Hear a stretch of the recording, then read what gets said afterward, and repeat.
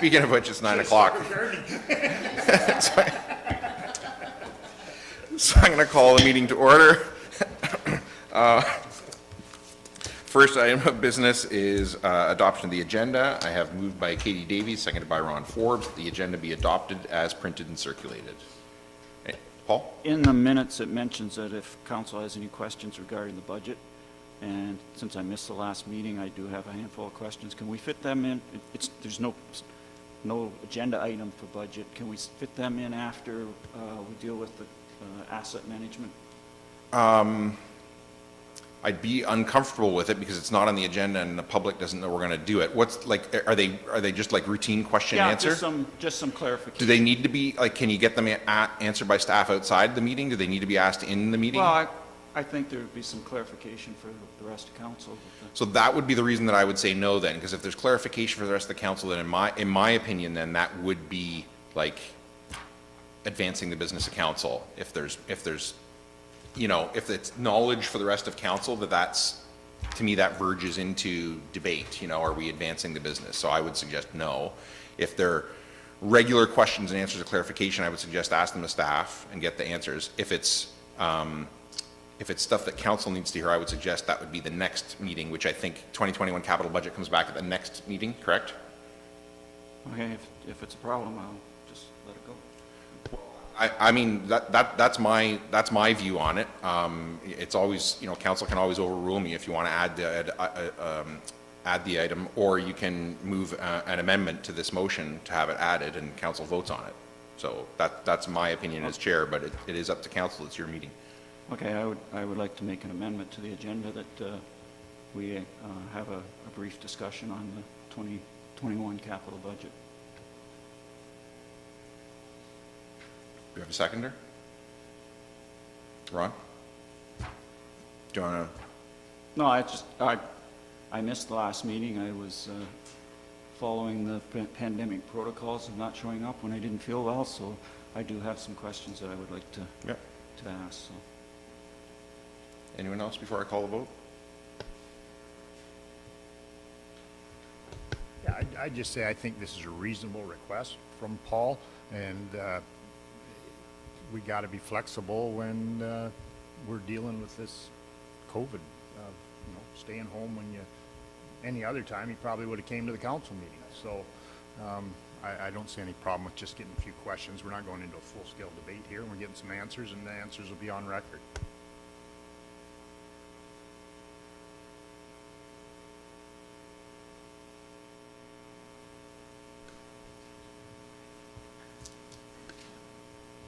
And that the agenda be amended to add a brief discussion on the 2021 capital budget.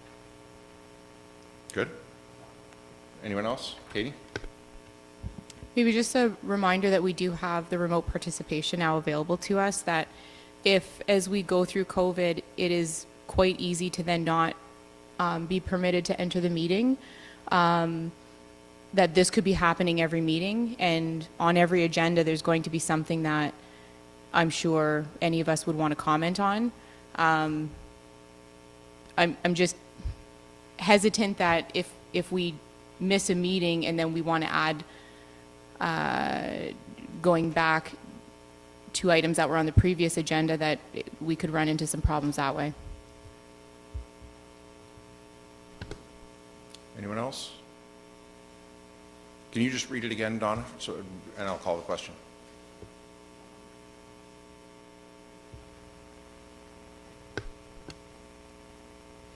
That the agenda be adopted as printed and circulated, and that the agenda be amended to add a brief discussion on the 2021. Sorry, I just want the wording for the amendment, right? Because I already read the motion. Oh, right. So okay. I just need the amendment. So, and that the agenda be amended to add a brief discussion on the 2021 capital budget. All those in favor? Opposed? That's carried. So the amended motion then would be moved by Katie Davies, seconded by Ron Forbes, that the agenda be adopted as printed and circulated. And that the agenda be amended to add a brief discussion on the 2021 capital budget. Thank you. All those in favor? Opposed? That's carried.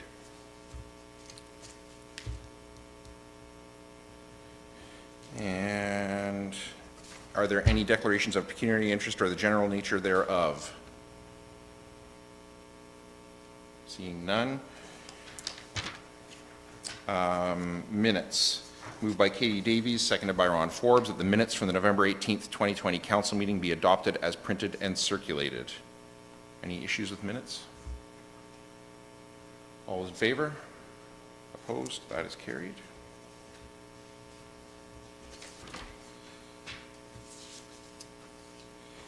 And we have a couple of timed items. We have a 9:25 minor variance application and 11 o'clock delegation from the Beachville District Museum. So until then, we'll go through monthly departmental reports. And the first one up would be fire. Marcus, you just, 4A, or 4B? I skipped That 4B? Memorandum? Oh, sorry, thank you. Thank you, forgot about that one because it got added.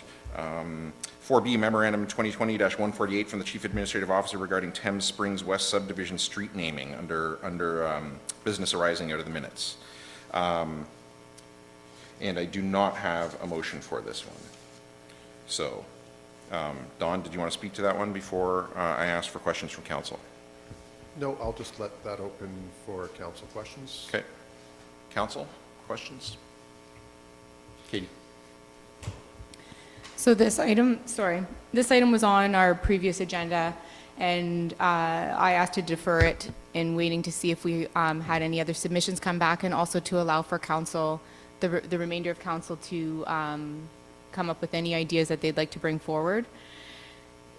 We did not have any additional formal submissions, but Dawn and I spoke a little bit about that previously, and I've come up with a bit of a list myself, and I'm not sure if anybody else has anything to add to it or just to comment on some of the ideas that we have here.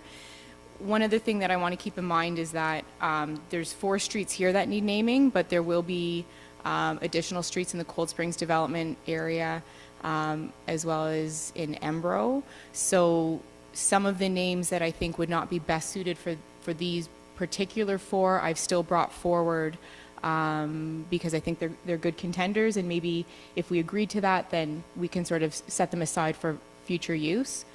So if it's okay, can I just run down what they are? Is that okay, Marcus? Okay, so first one is Tony Kelly. So Tony Kelly was on council and very involved in Zorra Township, especially in Tempsford, for many years. He just celebrated his 90th birthday. I have more information for each person, so if any of them you would like more about, then let me know. Otherwise, I'll just sort of breeze over. Margaret Lupton. I don't think I need to say anything more there. Forbes. So I received an email with a really great family history of the Forbes contribution in the area that I can go through if we'd like to. Ron Calhoun, he was the man who coined the phrase Marathon of Hope. Alternately he lived in Tempsford.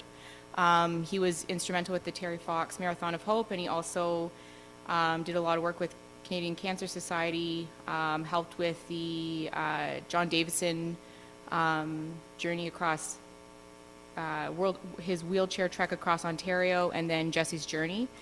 Alternately for sort of honoring, also he passed away February of 2020.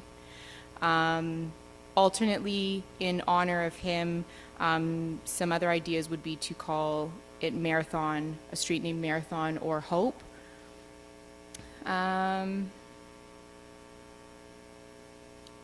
name Calder, specifically I was thinking of Ruth Calder, and we honored her as, I can't remember if it was Volunteer or Senior of the Year last year or the year before, but the write-up from that I have. I've been informed that her husband also made a lot of contributions in the community of Tempsford. Mill Street, just as a generalized acknowledgement of the mill. Cold Springs, which would obviously be better suited within the Cold Springs development. and Poppy as a, so we didn't have any specific veteran names submitted from the area to honor, but thinking about sort of veterans in general, that the name Poppy could be a nice touch. And then also something potentially honoring or acknowledging the farming community, something like harvest, or another word that sort of has a generalized acknowledgement of that aspect of our community without being a specific family name. So I've given a bunch, and I recognize that now because they're not in front of you, that's sort of a bit of a difficult thing to sift through. I'm not sure if anybody else has any other submissions or if we want to go back through those. How many are we looking for again? 4?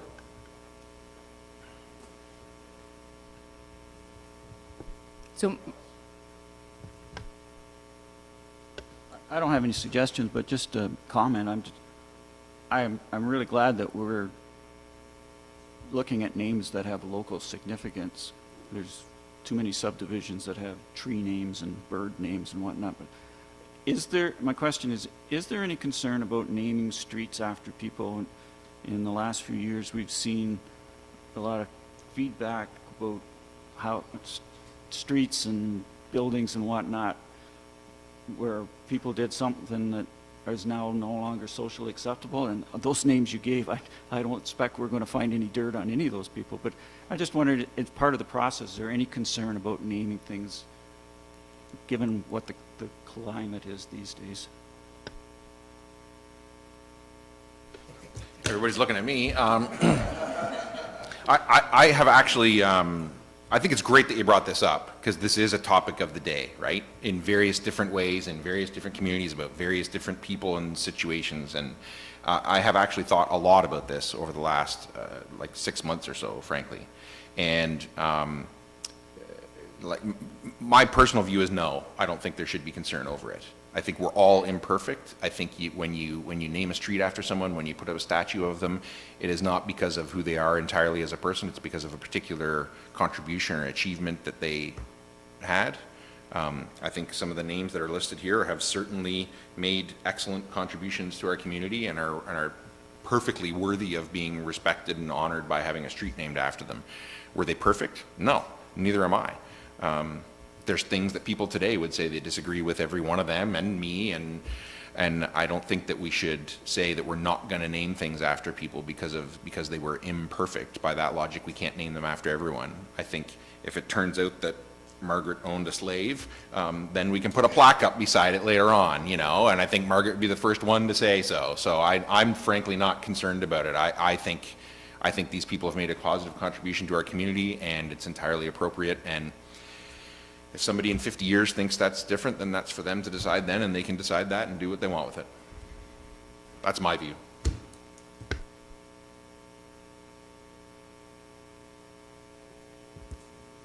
Just my 2 cents. I don't think the street names are, you can name them anything you want and suggest anything you want, but I don't know a single person who wakes up every morning and is proud of their street address. 10 years from now, nobody's going to care beans. Where do you live? Oh, Forbes Drive. Okay. Nobody would question why or who or what. So, if you have the opportunity to pick a name, go for it. But I don't think it's earth-shattering. I think there's also an opportunity here. There was a street naming early in this term of council relating to a street in Embro, honoring a member of the community who had significant involvement.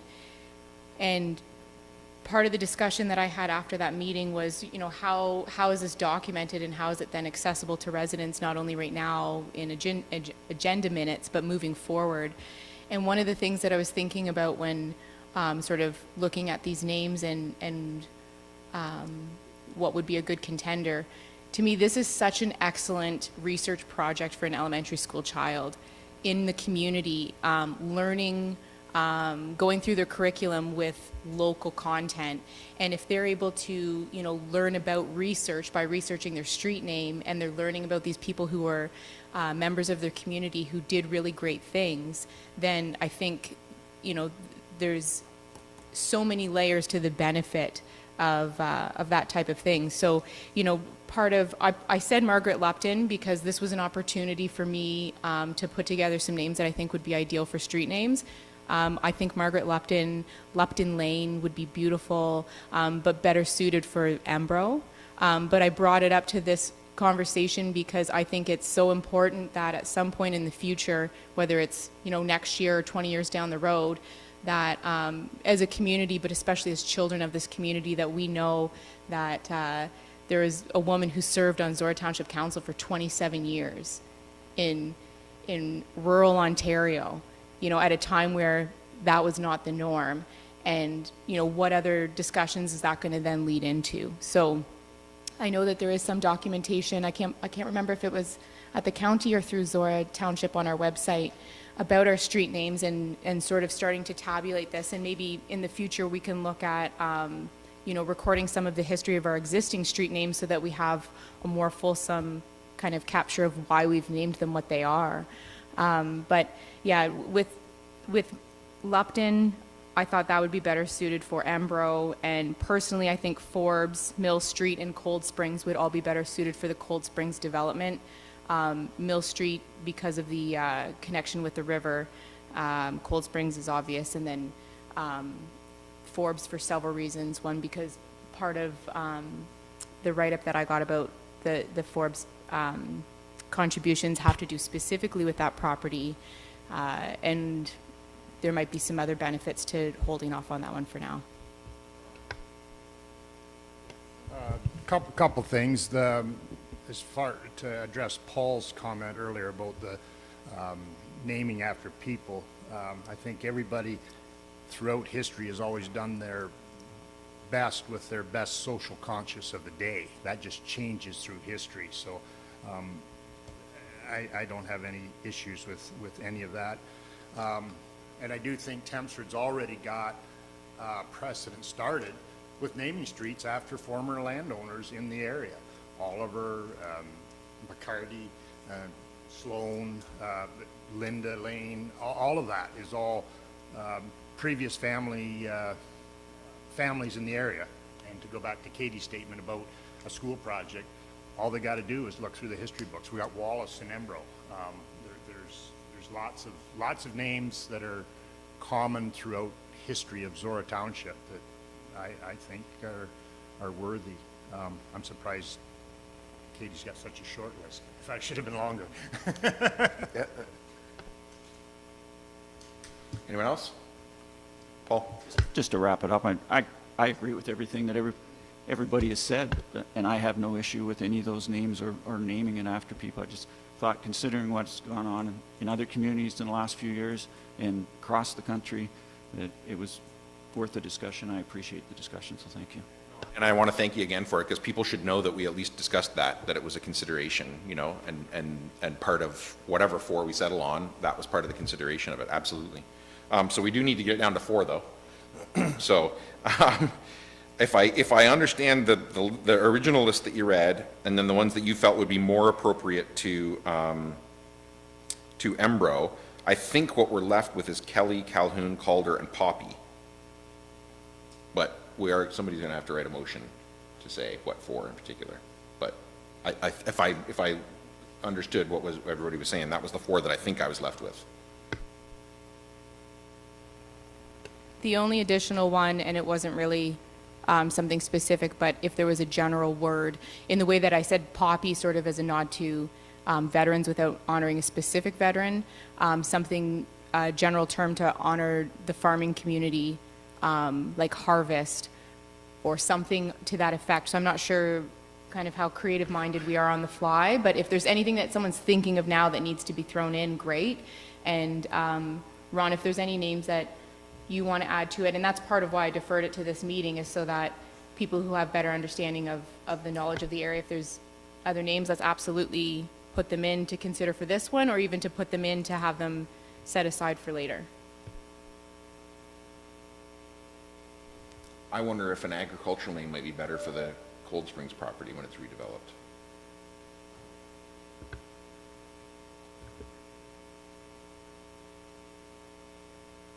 I don't mind.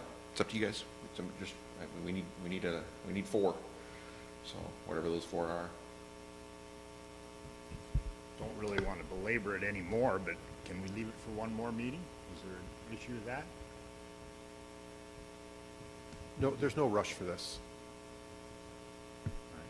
I would move that we defer this to our next meeting and we make our final decision then. I'm fine with that. Anybody else want to speak to that? So motion to defer, and is there a seconder? Steve? Anybody want to speak to it? All's in favor of deferring?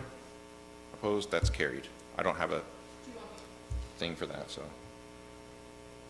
Can you capture that, Donna? Motion to defer and carried, and I'll sign it later and everything. Thank you. So there you go. Donna's got it. All right, now, we have a 9:25, so probably we should just, well, we could probably do fire in a couple of minutes. Famous last words. Fire Department Chief, is there anything you want to highlight in there for council before I ask for questions? Just a little bit of an update since the memo had been delivered out. There was one extra call in MVC, so the total for the month was 15, not 14 as shown. That will be reflected in the year end. Other than that, for information purposes only. Any questions for the chief on the report? Paul? Couple of quick ones, John, on the Ambro Fire tanker. It's always exciting when a new truck comes. When is it coming, and when's it going to be in service? Weather pending, it will be here tomorrow. We didn't want to bring it down in a snowstorm in the event it could end up in the ditch somewhere or somebody running into it. But we fully anticipate it being here tomorrow. It will be coming to the Thamesford station to be stored inside at this point in time until we are able to train enough personnel on it in the Embro station, because it's a much bigger truck, and those that haven't driven a large truck with a large amount of water on it need to go through a training program. So it will be probably within a couple of weeks we'll have it in service, weather pending. Just a comment, I appreciated the report on the RIFSOC training, and that has turned out really well going back over the years. And one thing I really like about it is the testing is included, because as you and I both know, that was always an issue, not only getting the courses, but then getting the testing. And when you can tie it all in together, that really works well. And the financials on it are really encouraging. So I just wanted to pat you and the other chiefs on the back for that whole program and what it's meant to us. Yeah, perhaps another comment.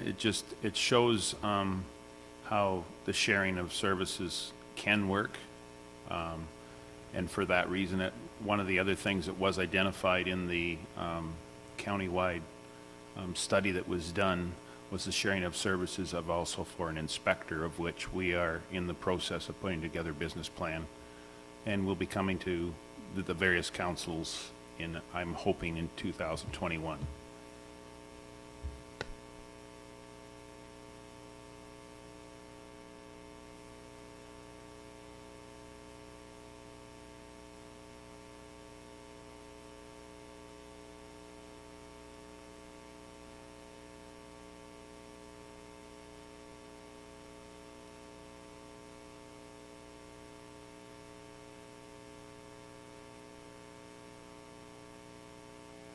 Non-report question? John, I just wanted to follow up. You recently hired some new recruits, and I heard that you hired 4 or 3 positions in Uniondale, and I got no problem with that. I just wondered if the 4th position, and the reason you hired them was because you had excellent candidates, and you take them when you can get them. Is 4th position auxiliary or is full-time, or how is that being managed into the system? Well, right now we brought 4 on, as you said, because of the quality and the locality of the 4 individuals. They're all local. They're here during the daytime, which is a bonus. and able to respond basically 24/7.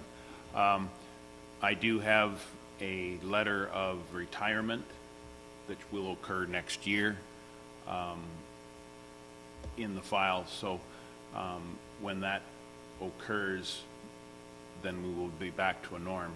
The other point to take into consideration here, although we have 4 new recruits, we've been behind in our personnel in Uniondale by 2 people over the course, because we've had retirements and that type of thing that have occurred.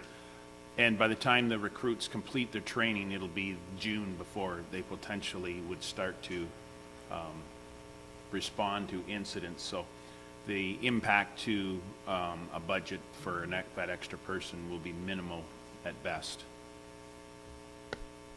No, I think that's the perfectly right thing to do, considering the situation. And I've been concerned about recruitment, especially in Uniondale, because of the rural part of it. And to have 4 excellent candidates who are available is just, you can't afford to not jump on that. So good work on that. And fortunately, this is, I mean, you want to knock on wood when you say it, but this has happened again and again and again for us, no matter which hall it is. You know, this has happened. It's an anxiety every time, but I honestly, I know I sound like a broken record, but I think it really speaks to the culture in emergency services in the fire halls that that so many people come forward every single time, because we know that is not the case all over rural Ontario. So anything else on that for the chief? No? All right. And we do have the applicant for this is Adam. So I have moved by Katie Davies, seconded by Ron Forbes, that council meeting be adjourned at 9:28 a.m. for the purposes of holding a public meeting pursuant to the provisions of the Planning Act, and that council move into the Committee of Adjustment for the purpose of hearing minor variance applications. All those in favor? Opposed? That is carried. And Adam, can you highlight your report? Yes, thank you, Mr. Mayor. The file is A11-20.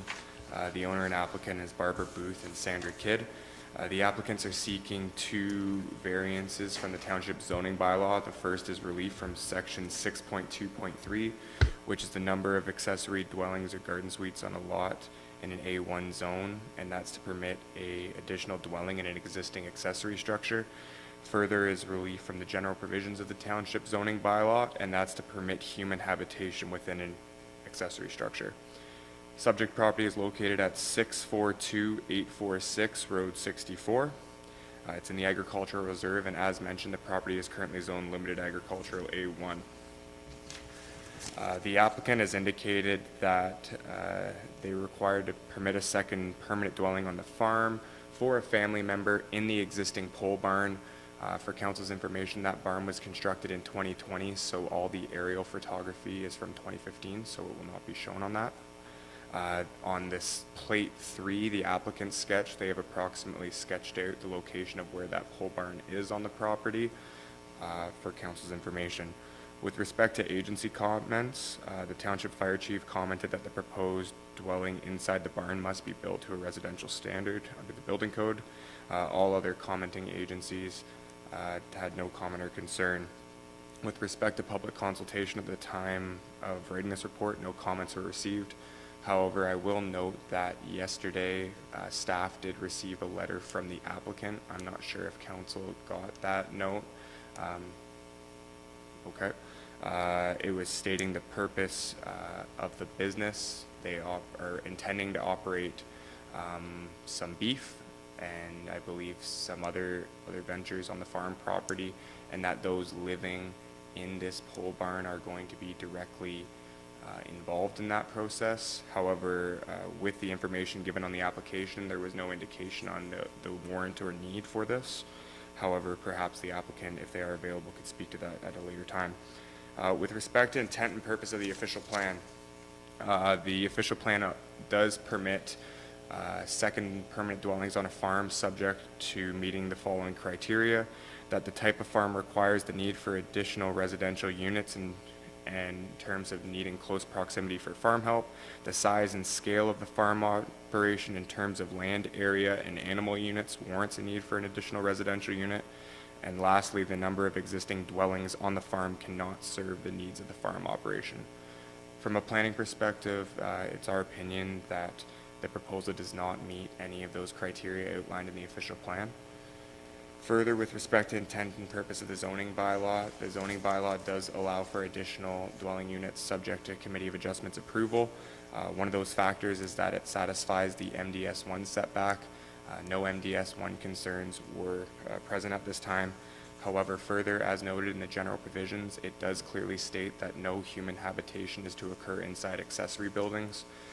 Planning staff are of the opinion that this would represent undesirable precedent for development within the township going forward, and as a result, we are of the opinion that it's not in keeping with the intent and purpose of the zoning bylaw. Lastly, as mentioned with respect to desirable development use, is the opinion of this office that this application would represent undesirable development for the township going forward and could set an undesirable precedent. Further, staff are of the opinion that there are alternative options for housing needs should they be warranted on the farm. This would be a garden suite where anyone would be entitled, if they want additional housing for a family member, could put a dwelling on that property in a temporary fashion. It should also be noted that additional dwellings typically are located close within the farm unit. This is a considerable distance away from other buildings and could have the potential to sterilize other farmland that want to expand their livestock operations. As a result, planning staff are not in favor of the proposed minor variance application. Does the committee have any questions for Adam? Paul? Yes, Adam, one of the 5 considerations that we need to look at are precedents, and you mentioned that in your report. Are you aware of any other municipalities where this has been permitted, a residential inside of basically an agricultural type building? To my knowledge, no, at least not legally, or that has gone through the process, but I would have to investigate other municipalities. I can't think of any off the top of my head, though, in the county. Anyone else? Steve? Sort of secondary to that, I can think of at least 5 identical circumstances to this within a 4-kilometer radius of my own place that already have this established, and most of them are recent builds. Most of them were incorporated so that the old house could be torn down and the family had somewhere to live. And then as soon as they moved into their new home, then the kids that were taking over the farm moved into that. So I'm just saying they already exist. I think the question is legally, according to, Well, through a planning that's what I don't process, know, but they're or? all new builds and that should have been incorporated in permits. Ron? If, I'll,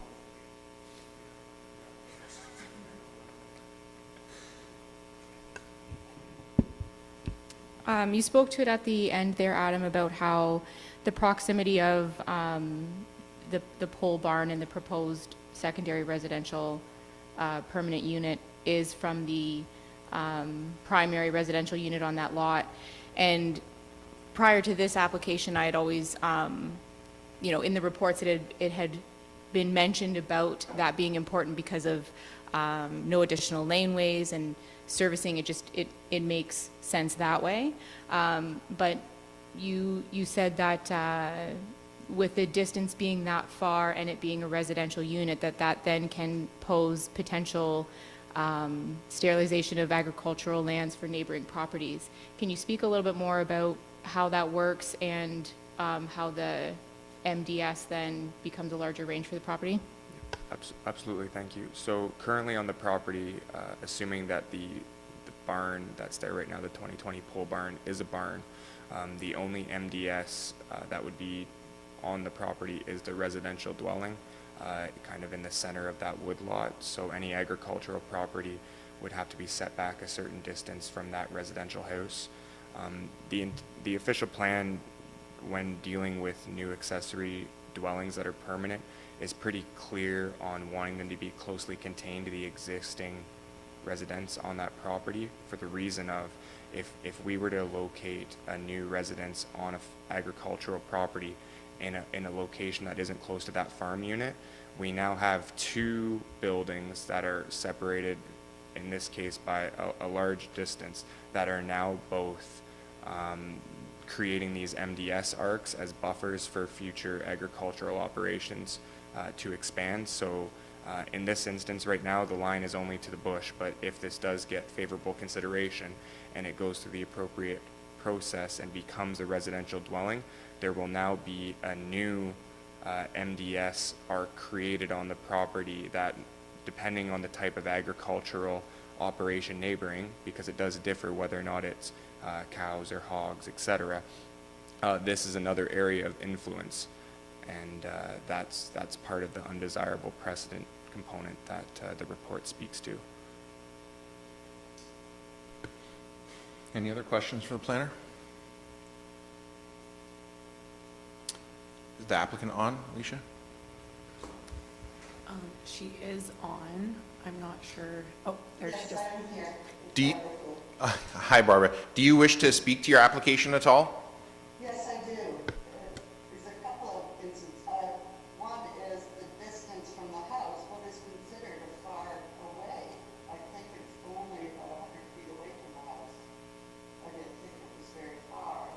And really, there's no agricultural around here. I mean, there are gravel pits that are zoned agricultural, but they will not be livestock operations for a long time. And Al was speaking, it was really, that was who sort of led us to go this direction. So I sort of thought it should be a garden suite. And the idea of it being temporary was that building it in the pole barn was going to allow it to become a farm store. The goal here, and OFA has their application, was that we're raising red meat, which is like, even though we're small numbers, they're an elite type of meat. And also a legal service was, so I helped him out. My daughter-in-law runs a landscaping business, so for the past 2 days, not stop and we need snow. So that's where I came in, as a Thanks for that. Do you have anything else you want to add before I move on? There's no additional laneway, because the laneway is to the shed. So there is no additional laneway needed for this proposal. Any questions? Does the committee have any questions for the applicant?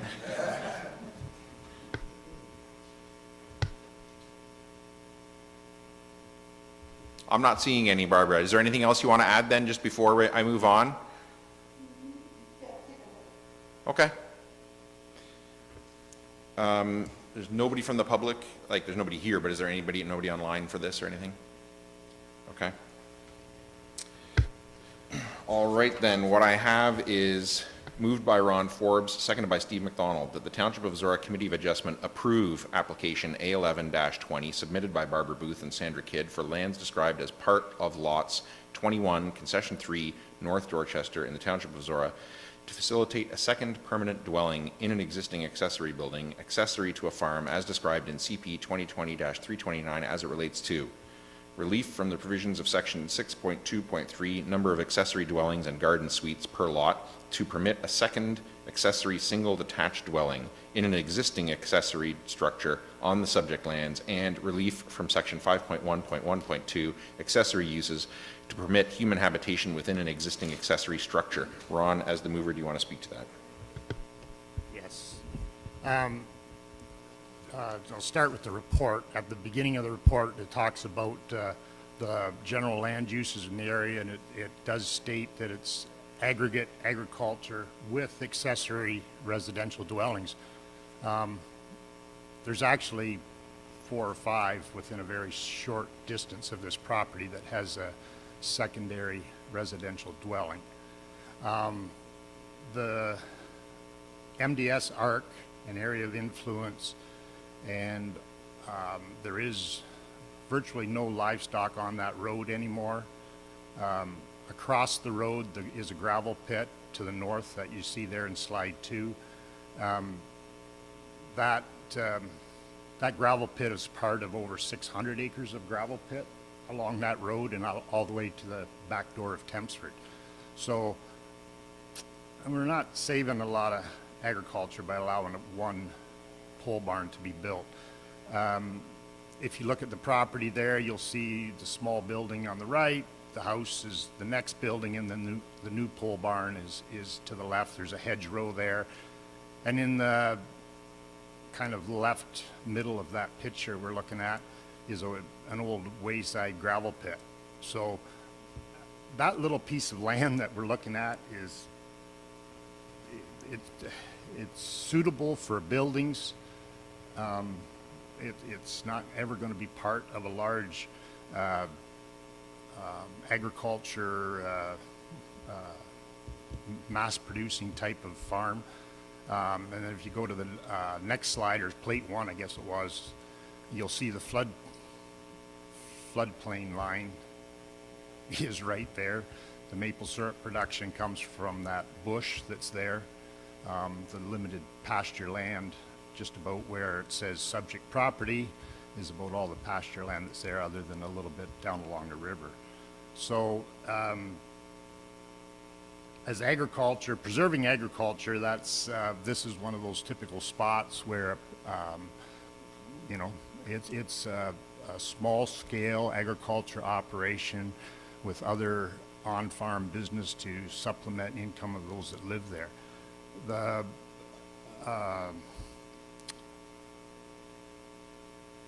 accessory structure, the pole barn, it was noted by the fire chief that all it had to do was meet the building code, the fire code, and as Steve McDonald had noted, there is several of these in the township, and I'm quite certain that they're not all illegal.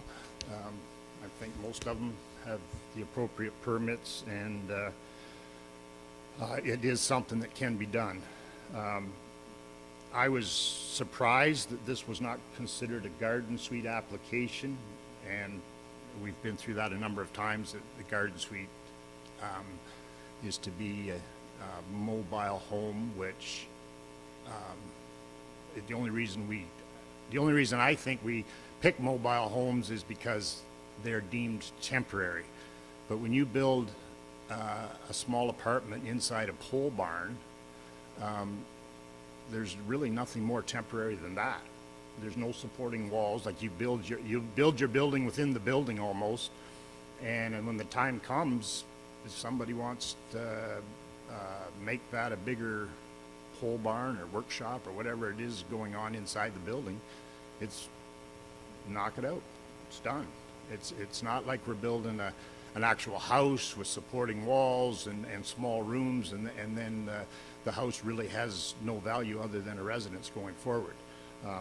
Having it as a accessory structure with additional purposes and a contained living area for the parents or mother-in-law in this case, I don't see any reason why we wouldn't support this application. It's certainly it's a, I don't like using the word precedent, or but it's something that's been going on in the township for quite some time now, and we also have it helps with the housing of seniors if we're going to allow this, and I think it's a great thing to have multi-generational properties within the township. I think it adds to the community, it adds to the neighborhood. Anyone else? Paul? I was prepared to not support this application based on 3 things, one being the precedents, the second being that there is another option with the conventional garden suite, and the third being I do have some concerns about safety, that residential being in the same building as a shop, and there's activities that go on in a shop that are not,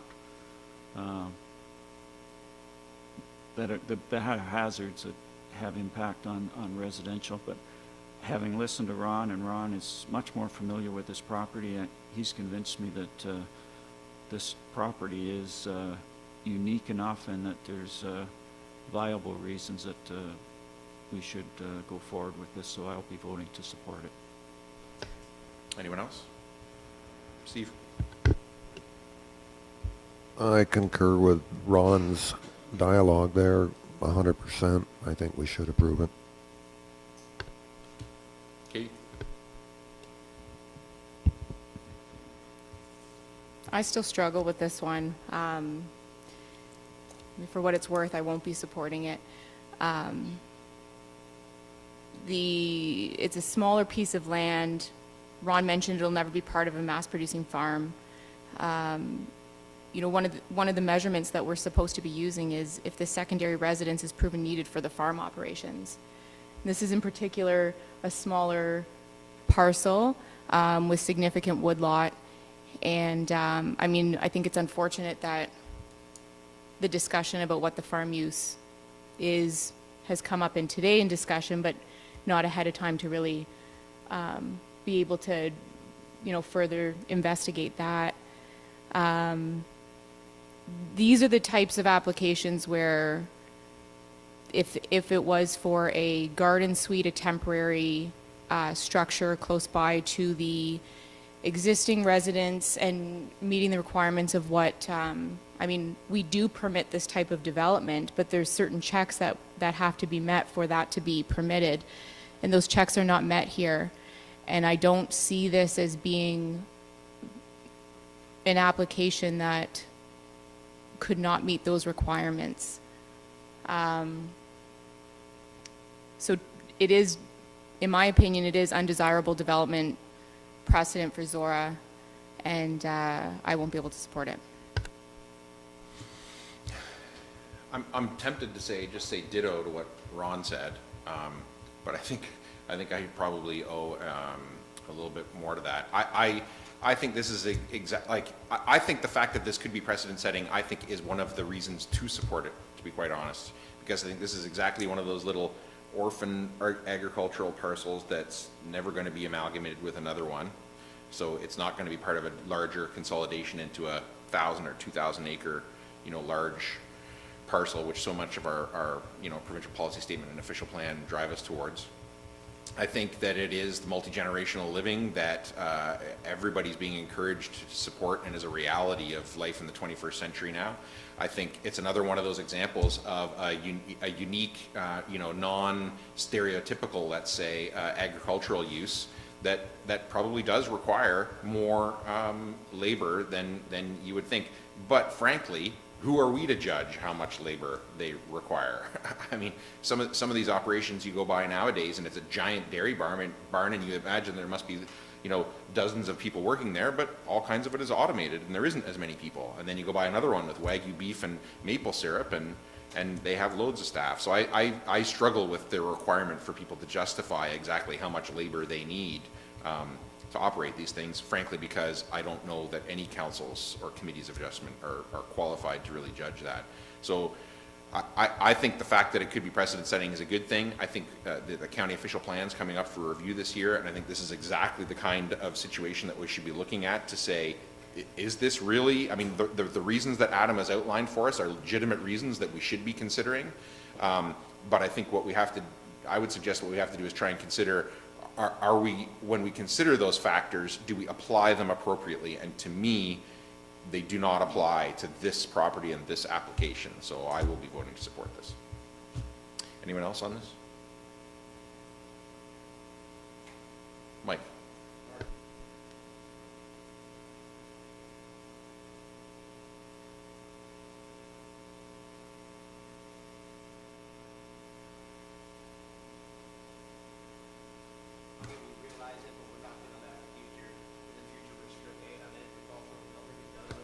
So I guess I would refer that to Adam, but my understanding is that there is no way for a local committee of adjustment, or council for that matter, to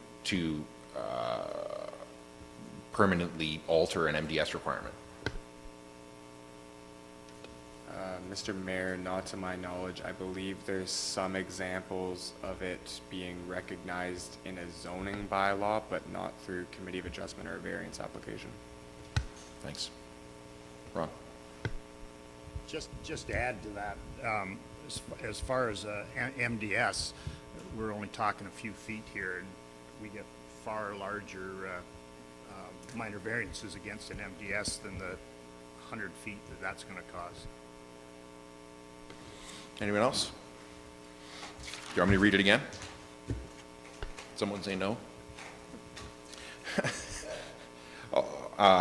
I think I will, because I think this is, by the debate, it's a little bit controversial, so I'll read it for clarity. Moved by Ron Forbes, seconded by Steve McDonald, that the Township of Zorra Committee of Adjustment approve application A11-20 submitted by Barbara Booth and Sandra Kidd for lands described as part of lots 21, concession 3, North Dorchester, in the Township of Zorra to facilitate a second permanent dwelling in an existing accessory building, accessory to a farm, as described in CP 2020-329 as it relates to relief from the provisions of section 6.2.3, number of accessory dwellings and garden suites per lot to permit a second accessory single detached dwelling in an existing accessory structure on the subject lands, and relief from section 5.1.1.2, accessory uses to permit human habitation within an existing accessory structure. All those in favor? Opposed? That's carried. So, to Ms. Booth, that means that your application is approved, but there is a 20-day appeal period. So anyone who is in attendance for this has an opportunity to provide comment or provided comments, has an opportunity to appeal. So there's nobody in attendance in person or virtually for this, right? Did we receive any comments on this? Okay, so there isn't actually anyone there. So I would just suggest that you follow up with the planner and Mike Hughes, the building official, about it to make sure that you have all your I's dotted and T's crossed before you go ahead with any other construction or anything, okay? Thank you. And then I have moved by Ron Forbes, seconded by Katie Davies, that council move out of the Committee of Adjustment and pursuant to the Planning Act that the public meeting be adjourned at 53 a.m. and the regular meeting of council be called back to order. All those in favor? Opposed? That's carried. Thanks, Adam. And recreation. Matt, do you want to highlight anything for council in your report? I think most of it is there on the report. I think the biggest change for us was when we moved to a different zone, as that happened a couple times. Zoning measures, I should say, for COVID through this last month. It takes some time in adjustment just to get the correct information and get that information discerned and kind of out to all of our user groups, but I think that's pretty much it. Questions from council on the report? Paul? Yeah, I apologize, Matt. I usually email you these questions, and I forgot to do that, but they're not real hard ones. On the screening for patrons entering our facilities, what's involved in that? Are we taking temperatures, or are we just taking names and contacts? This isn't required of, we're not doing temperatures at this time. So we were already taking names and phone numbers. We were doing contact tracing. This is increasing to active questions with regards to symptom, travel, and contact. So this is in accordance with the Medical Officer of Ontario, the Chief Medical Officer of Ontario. They have a list. And it's similar to if you're taking the screening before entering the township office. That was already required for those types of businesses. Now we need to do that for sports and recreation facilities. So we have an electronic sweeper website. There's a link that all the groups get ahead of time. Before they arrive at the facility the day of their rental, they can complete that at home. And we try to make it as streamlined as possible, so it takes about 30 seconds to get a family, or a minute to get a family screened in. On the same line, I understand that when we rent to someone like minor hockey, it's their responsibility to do the screening. The other programs like shinny and pickleball and whatnot, is our staff doing that screening? So they do this screening themselves. It's kind of like, it's a self-assessment set of questions. They do that, and they still sign their name to the contact tracing when they enter the building. So our staff aren't really undertaking that, but we it's more the record keeping of, So how. it's the- more of yeah. a self-reporting. Yeah, exactly. So the minor sports organizations, some of them asked whether they could continue doing their own screening and not do ours. Once I was satisfied that they met the requirements of that and they had full access to their own records, that they could pull up a report if need be, they just continue with their own screening processes. So minor hockey and both Embro and Thamesford are doing that. Zorra Skating Club decided they wanted to use ours because they were happy to have one thing off their shoulders and placed onto ours. And last related question is, does that apply to hall rentals as well Yes, as it does, ice yes. and- Yep, so it's posted at both entrances, and then also when we have bookings that are coming in, we give them that screening link ahead of time, and there's also paper copies for those people that don't have a device that they can sign into available inside the door. Okay, thanks, Matt. Anyone else? Katie? Just wondering if you have any insight into why public skating in Embro is so much lower. Traditionally, it has been a little bit lower in the past. Oh, sorry, for last year this time versus I think we had a couple sponsored skates in November last year this time that added. Yeah, there was a much higher number. Sorry because in 19 it was 250. We had a couple free skates, and in the past when we didn't have restrictions on the number of people entering skates, or not 35, a free skate could add up to 100 quite quickly. So. Okay, great, because I'm watching sort of as these numbers are coming in, you can see where COVID has impact, and it's, in Shinny and in public skate in Thamesford, it hasn't had as much of an impact as I anticipated. The numbers in Embro were a little bit more aligned with what I thought, and I wasn't sure, so that's helpful, thank you. Anyone else?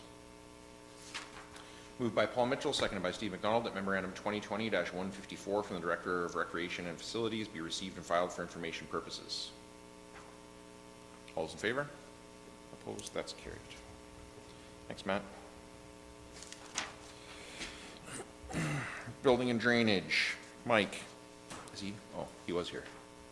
He snuck out.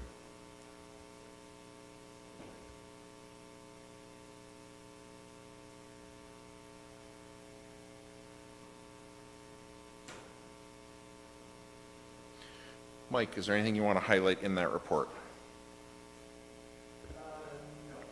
No. Any questions from council on the report?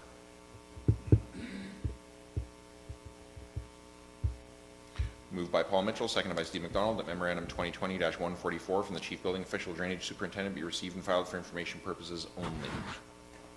All those in favor? Opposed? That is carried. Thanks, Mike. Thank you. Public Works.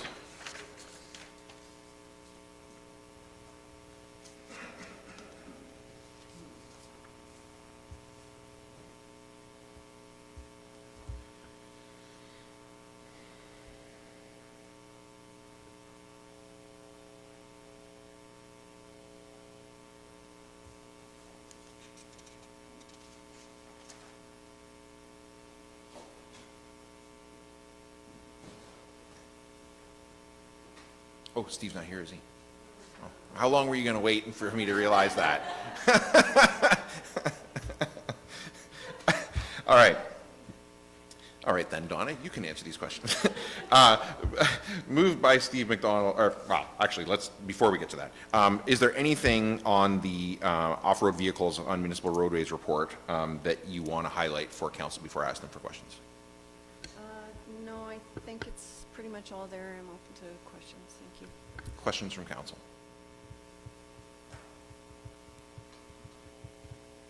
So I just have one sort of overarching question of clarification.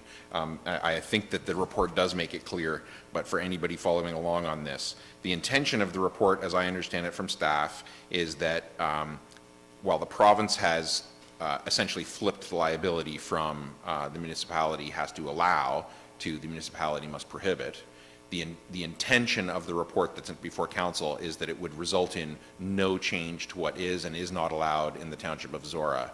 It's simply that in order to have that status quo, because of the provincial legislation change, we have to have a bylaw change. Is that correct? That is correct. Anyone else? You got a motion? Yeah. You got somewhere to be? Then we'll know what we're debating. Yeah. No, mine was just a question. Moved by Steve McDonald, seconded by Paul Mitchell, that memorandum 2020-149 from the Director of Public Works and the Director of Corporate Services be received and filed, and that council direct staff to bring forward a bylaw to prohibit ORVs on the township roads at the December 16th, 2020 council meeting. Steve, as the mover, do you want to speak to that? No, I think it's pretty straightforward reading. The province did a flip-flop, so we need to put it in writing now, and that's what it all boils down to. Nothing's really changing. Yeah, this off-road vehicles is a real issue, especially around Lakeside area, and I think any place in the township where there's abandoned gravel pits.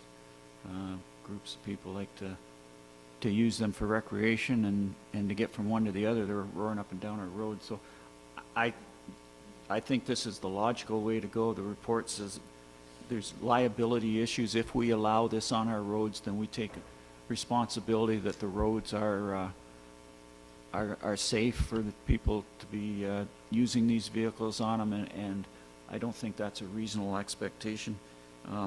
We have no way of enforcing this if we allow it, because we don't, from what I read in the report, was that we don't have a contract with the OPP to enforce this type of legislation. So, and we don't have the manpower in our bylaw department to be chasing these guys down.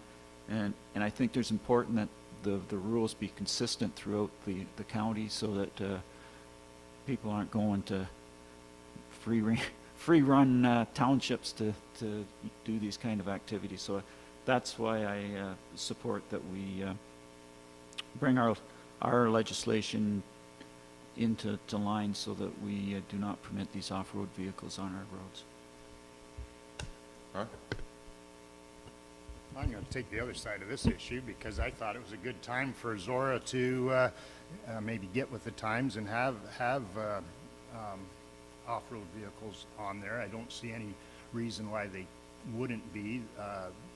Being an agriculture community, we have all kinds of different vehicles going up and down our roads anyways. The UTVs and the ATVs are pretty near as common on all farms and used as farm vehicles. Pretty much the same as a tractor or any other combine, any other agriculture piece of equipment you see going up and down the road, and we allow those. And I just thought that, how are we going to tell the difference between the fellow that's out for a ride and the farmer that's trying to get from place to place, or employees trying to get from place to place to carry on his duties of the farm. There was a thing in the report about trespassing. I think trespassing would be helped by allowing them on the road, so they wouldn't be crisscrossing the neighborhoods through the fields and open spaces. I think it would, yeah, I think we should just follow the province's lead and say, yeah, they're allowed. There is, because if they're on the roads legally, are allowed to be on the roads, to begin with, they have to have a minimum of a G2 license to operate. They have to, there's speed limits that are 20 kilometers an hour in built-up areas, 50 kilometers an hour on the rural roads. Those are enforceable by the OPP. And we don't have to worry about our bylaw enforcement officers trying to chase down four-wheeler, I'm calling them four-wheelers, but off-road vehicles. So I kind of think it makes sense to follow the lead of the Ministry of Transportation and then let the OPP deal with it from there, because it's traffic. They're guided by all the same traffic laws as everybody else. They got to stop at the stop signs. They got the special speed limits, and if they don't abide by them, then they face the consequences. Anyone else? Katie? I just have a question of clarification I had not considered before, Ron. This is for to allow off-road vehicles on municipal roadways. So does that mean all municipal roadways within Zorra Township, or is that township roadways? Because we have county, It would only, we only have the jurisdiction to apply this to Zorra Township roads. So Oxford County roads that are like geographically situated in Zorra Township would be covered, if the county decides to, by a separate county bylaw. okay, thank you. Yes, that's correct. So currently, they would not be allowed on county roads. With this bylaw, or with this legislative change, it does not apply to Oxford County. It only applies to those municipalities in the regulation, which is the rurals. So this change in legislation does not apply to county roads at all.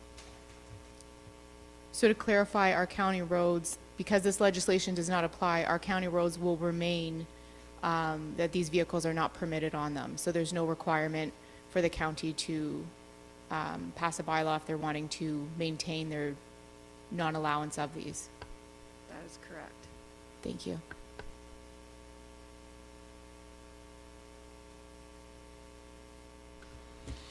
Anyone else? Moved by Steve McDonald, seconded by Paul Mitchell, that memorandum 2020-149 from the Director of Public Works and the Director of Corporate Services be received and filed, and that council direct staff to bring forward a bylaw to prohibit ORVs to the township roads, on the township roads, at the December 16th, 2020 council meeting. All those in favor? Opposed? That's carried.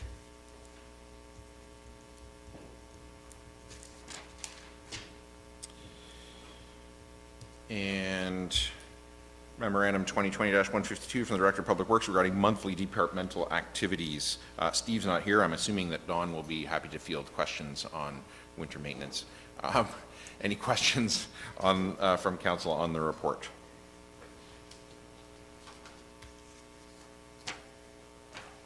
Paul? Yeah, I just, like, going through these reports and policies and all these things, it's like finding a needle in a haystack to find something to question on them. They're so well done.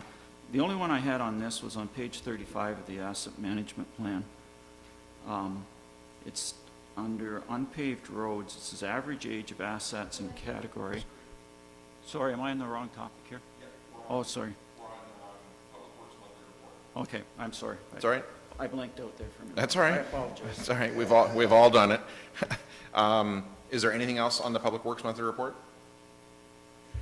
Moved by Steve McDonald, seconded by Paul Mitchell, that memorandum 2020-152 from the Director of Public Works be received and filed for information purposes only.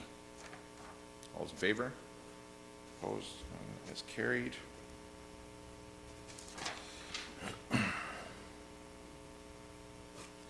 Finance Department. Township of Zorra Asset Management Plan. Maureen, do you want to highlight anything in that before I ask Paul if he has a question? And I was going to answer Paul's question in my presentation because he had asked me in an email. So as council knows, or as I highlighted in my report, that the council needs to bring in several phases of an asset management plan to go with regulation number 58817. And this is the first phase of the core infrastructure assets that have to be filed before July 1st, 2021. Core assets for Township of Zorra is roads, bridges, and stormwater management systems. Water and wastewater is the other core infrastructure, but we don't deal with those assets. So this was developed by looking at a lot of samples from other municipalities. There's very few out there that are currently that apply to that regulation that are already published, as well as the information contained in our road needs study and our OSUM bridge inspection report study from 2019, as well as our database that we use our asset management, which is citywide.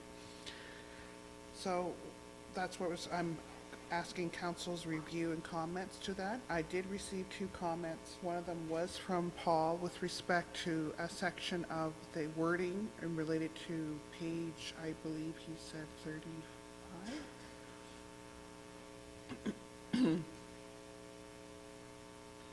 So in the template with respect to unpaved roads, and I'm just going to screen it down to it.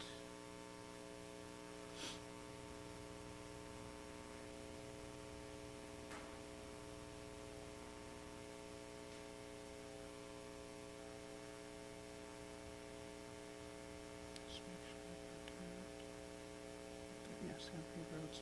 So it's page 35 of 52, so it's page 89 of the agenda. And it refers to all unpaved gravel roads are serviced with new gravel on a 2 to 3 year cycle. Road bases for unpaved roads are only reconstruction in advance of transition to paved structures. That wording I got from samples from other ones there too, but that doesn't actually reflect exactly what we do, because we do rebuilding gravel roads as part of our asset improvement. So I'm going to be looking for some different wording that best suits to identify what we actually do there. So thanks, Paul, for pointing that out to be a little more clarified of our current structures there. And the only other notable one too was with respect to page, it's a little higher up, with the risk matrix. That's on page. Sorry, I'm just trying to make sure I get from the agenda to there. It's page 14 of 52 and 38. 68 of the thing. The tabs there all say very low risk for all the color codes. It's going to be amended to actually say very low risk is green. It's going to be amended to not say those words, that it's actually low to high. So the words are just going to be identified. So the color coding numbers are just not there. So the next amended, there'll be an amendment. So I'm asking councils for support of the asset management plan as presented and amended for those two sections.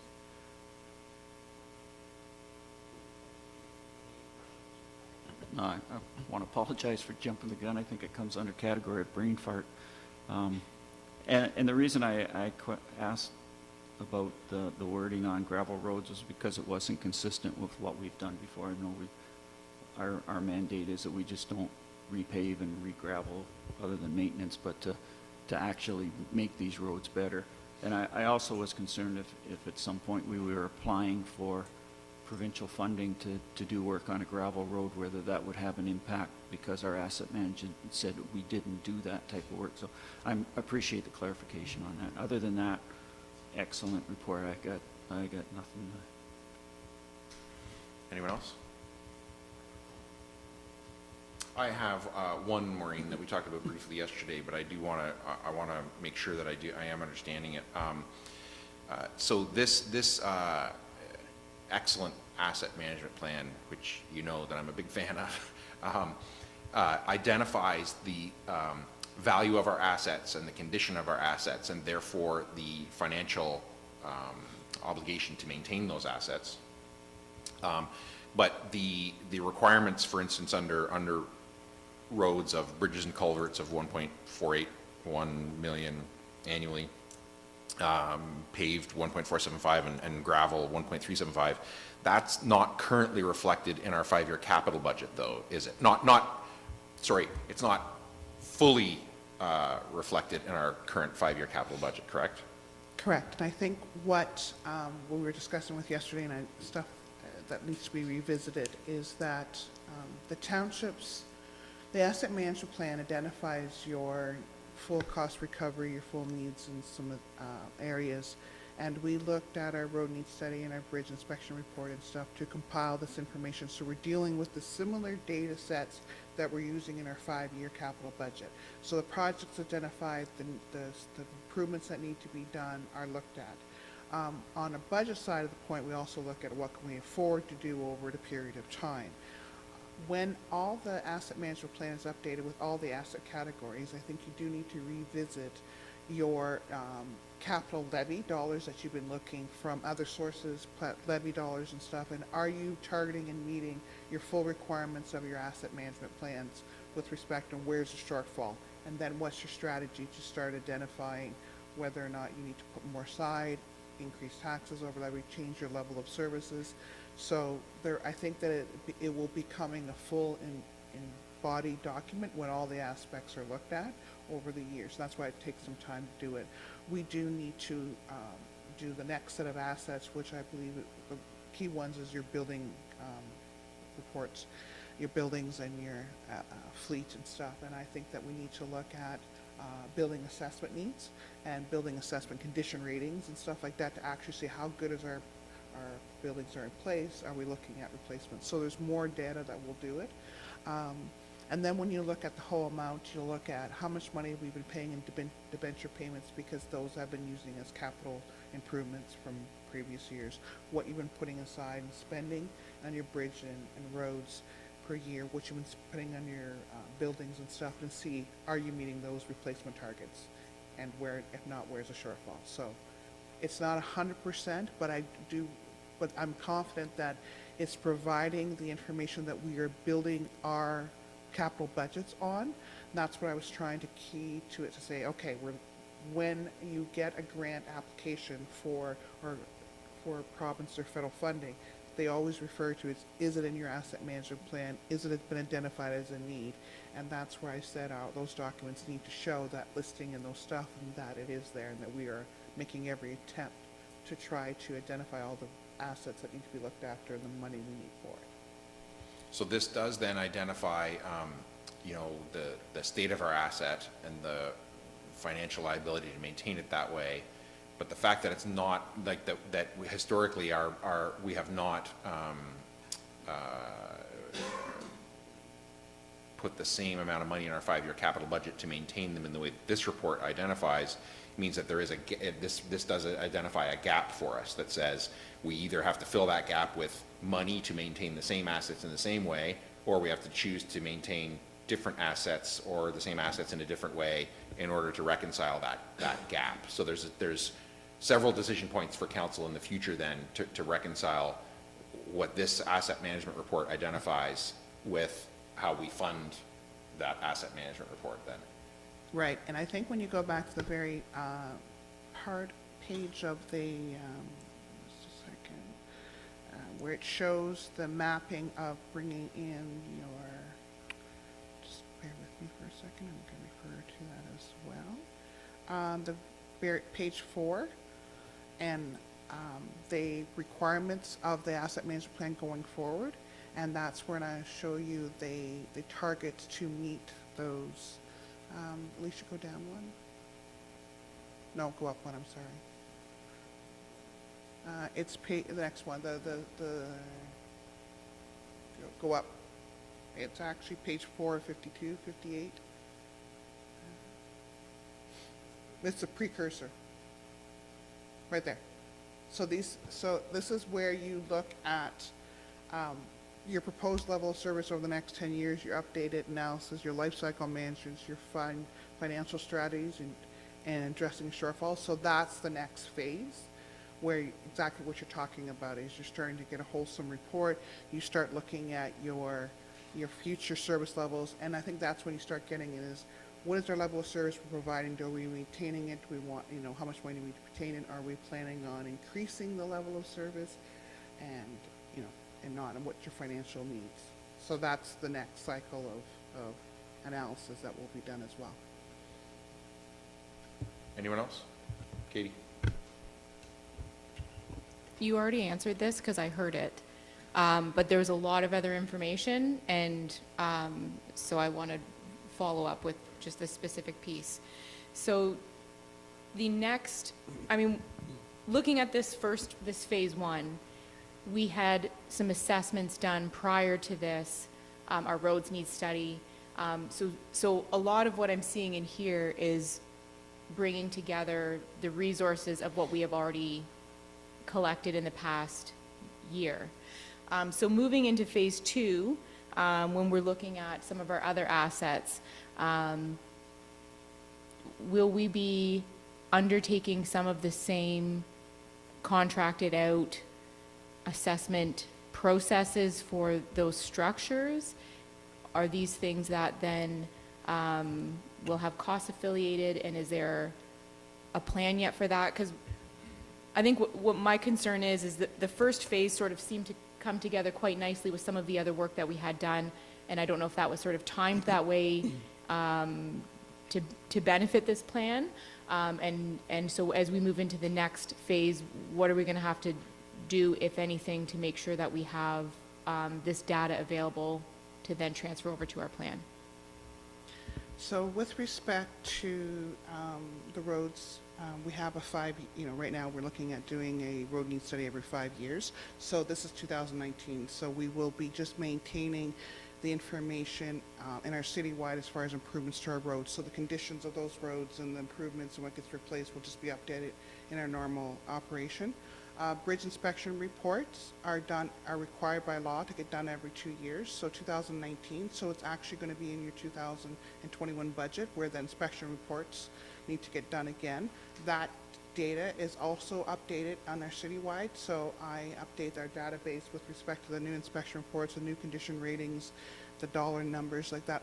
That database always gets updated every 2 years with respect to those findings.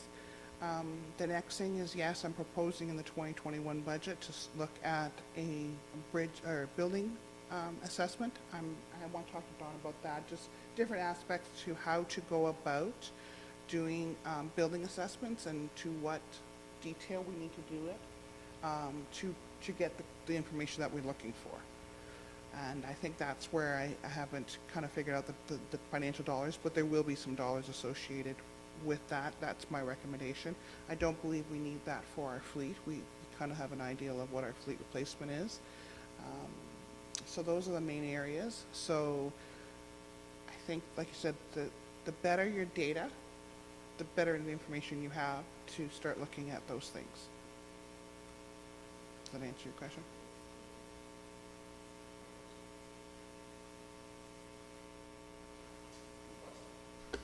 Moved by Steve McDonald, seconded by Paul Mitchell, that memorandum 2020-151 from the Director of Finance be received and filed, and that council adopt the Township of Zorra Asset Management Plan. Anybody want to speak to that? All those in favor? Opposed? That is carried. Thanks, Maureen. And we have then added to the agenda 8.5B, brief discussion of the 2021 capital budget. Yeah, I sat at home and watched the last meeting online, and I wasn't yelling at the screen, but I do have a few questions of clarification I'd like to ask, so I appreciate the opportunity. First one is on the transfers to the SWIFT program in reserve. We have $175,000 this year, or 2021, and another $175,000 in 2022. So when we originally went into this 2 years ago, the real appealing part was that the county was going to put in 2% of their tax levy into this program, and the 5 rurals, in order to have access to that money, would also have to put in 2%, which for us was a no-brainer. We did it. We went ahead. So now that the original 2 years are up and going for another 2 years, is the county still putting in the 2%? Is it, or is that still up for debate? Okay.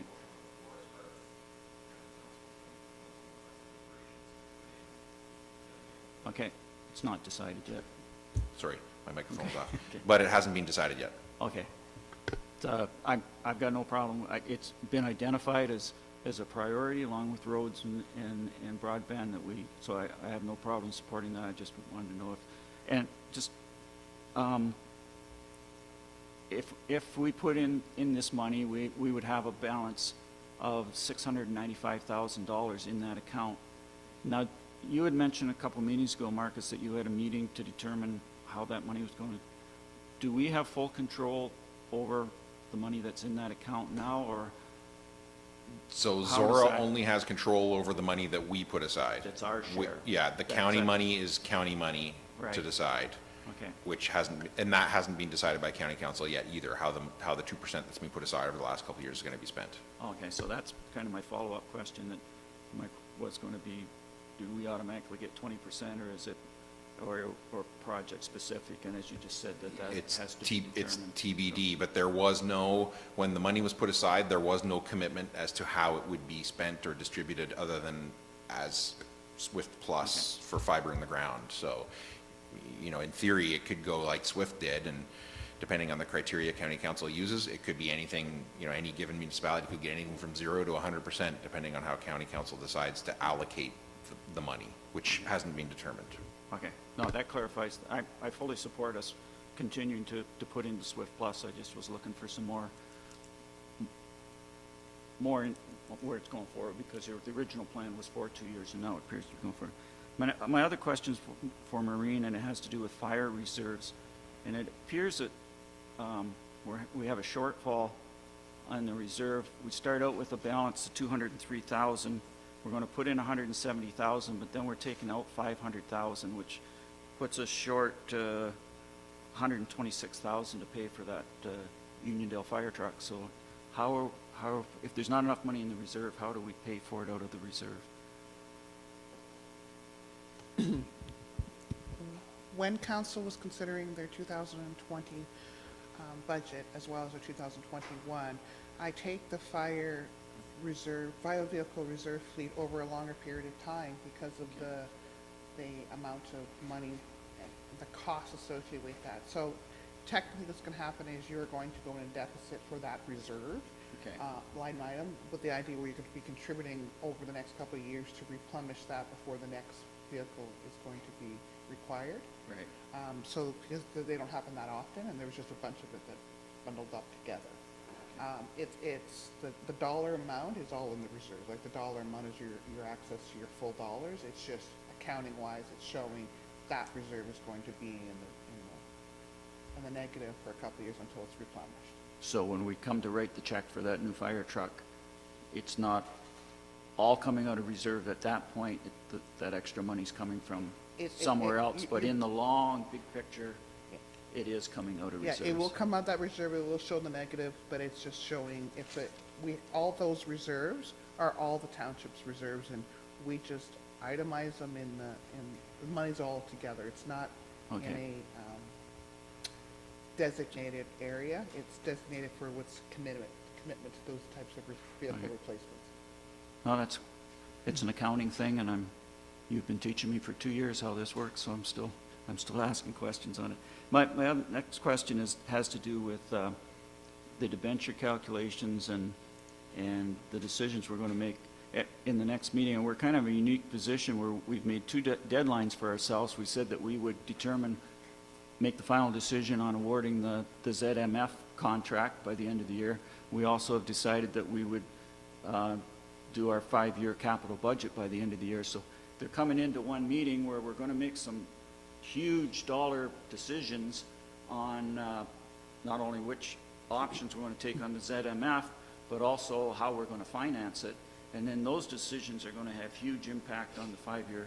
So I'm just curious, how many different scenarios are we looking at as far as the different options on the ZMF and then the different options of financing it? And then how does that tie in with the different options on the 5-year budget? So the 5-year capital budget right now does show approximately $575,000 of future debenture payments. Mm-hmm. So that is already built into the 5-year capital. The project that was tendered and came in yesterday, we will provide council with options on how it can be financed, which is very limited. So we will be borrowing the money from the County of Oxford. Okay. And we will look at scenarios whether we go 15, 20, or 25 years with the two different options being geothermal and the gas option. Okay. So council will have all that information in order to make an informed decision on which way we would go with accepting the tender from the companies that have submitted bids. Okay. I'm sure we'll have have the information. I just wanted to clarify so that I'm not sitting here saying, geez, I wish I'd asked for something like that. My last question is really controversial. The $5,000 for the chairs for the Harrington Hall, can we move that to 2022? Because I don't see the reason to spend money on chairs for a building that's not going to be used in the foreseeable future.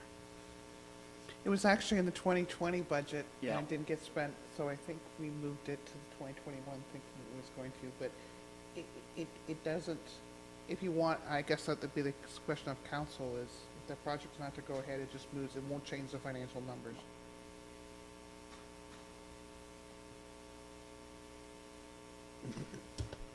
Anyone else? Anyone else? So there's no motion or anything here to dispense with this, so we're done with 8.5B. We're going to move on. All right. Okay, so I think probably, we have a delegation at 11 o'clock. I think 10:30 is probably a good time to take a short break. So maybe back here at 10:45, we can probably deal with a couple of short reports before the delegation. So we're adjourned until 10:45.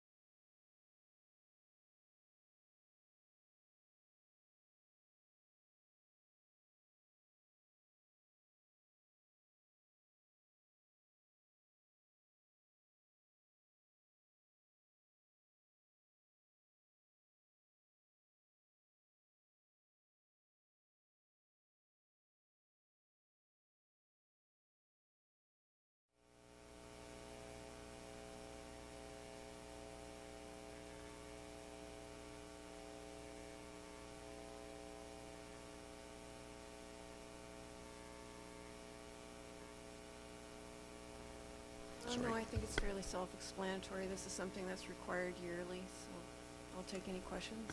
Any questions from council? Moved by Katie Davies, seconded by Ron Forbes, that memorandum 2020-150 from the Director of Corporate Services be received and filed, and that council direct staff to bring forward a bylaw to appoint members to the Committee of Adjustment at the December 16th council meeting. All those in favor? Opposed? That is carried. And memorandum 2020-155 from the Director of Corporate Services Clerk regarding Zorra Multi-Use Courts Committee. Is there anything you want to highlight in there for Council, Donna? No, it's fairly standard. It's very similar to the Zorra Splash Committee, so any questions, Matt is also here to answer questions. Any questions from Council on this one? Paul? Yeah, the only thing I want to ask about is, in the mandate, it specifies potential multi-use courts being constructed behind the Thamesford District Recreation Center and Ambrose Zorra Community Center. Do we want to be that specific as to where they're being located at this point, or because we may decide to construct them somewhere else? It just, to me, seems kind of restrictive right off the bat of what we're going to do. Yeah, the intent is that there would be a site selection process not too dissimilar that we would see with the splash pad just finishing up. Although we do have more direction in this, that through the Recreation Arts and Culture Master Plan, we had the recommendation that multi-use courts like this would be located behind the Thamesford District Recreation Center. We have a bit more direction, not that the committee couldn't make a recommendation otherwise. In the future, also we had the delegation from the Zorra Highland Public School, and they were requesting the similar courts at the Ambrose Zorra Community Center. So,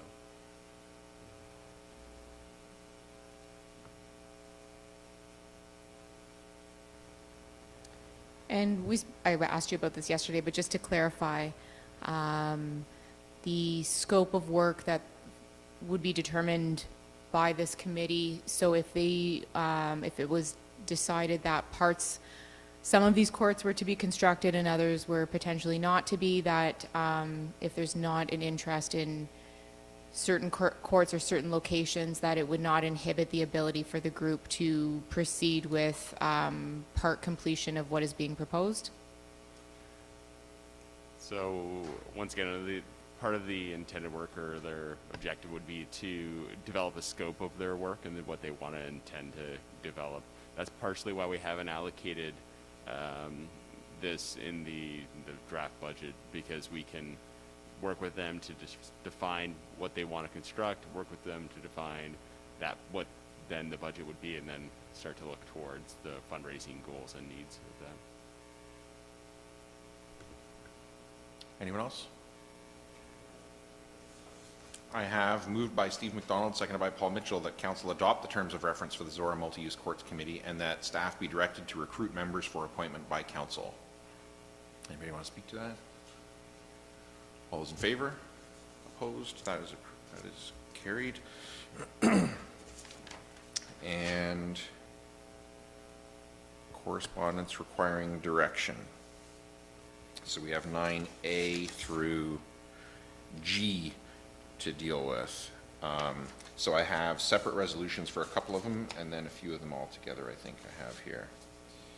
Yeah, so 9A, UTRCA correspondence regarding changes to Ontario's Conservation Authorities Act. So for clarity on this, I'll read the resolution first, if you guys are okay with that, and then we'll know, as Ron said before, exactly what we are in our debating. So I pay attention because I don't want to read this a second time. It's a long one. Moved by Paul Mitchell, seconded by Steve McDonald.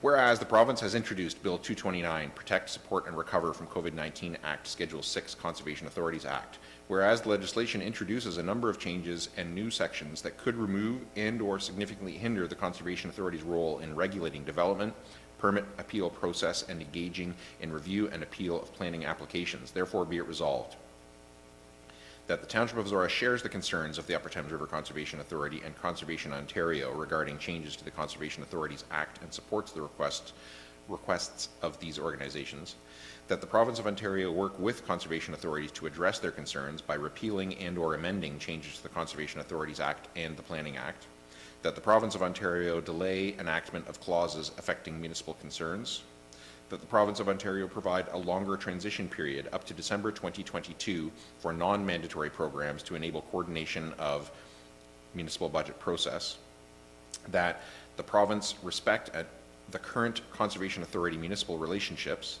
that the province embrace their long-standing partnership with the conservation authorities and provide them with the tools and financial resources they need to effectively implement their watershed management, and that this resolution be forwarded to the Honourable Rod Phillips, Minister of Finance, Honourable Jeff Urick, Minister of the Environment, Conservation and Parks, Honourable John Yakubuski, Minister of Natural Resources and Forestry, Honourable Ernie Hartman, MPP for the riding of Oxford, the UTRCA, Conservation Ontario, and County of Oxford.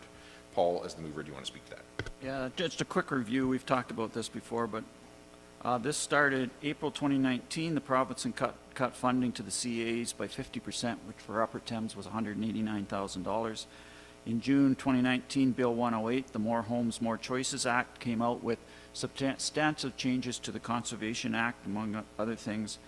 It really got interesting in August 2019 when an email from Jeff Urick to the CAOs regarding winding down non-core programs, which was met by considerable negative reaction from CAs and municipalities over the next few weeks.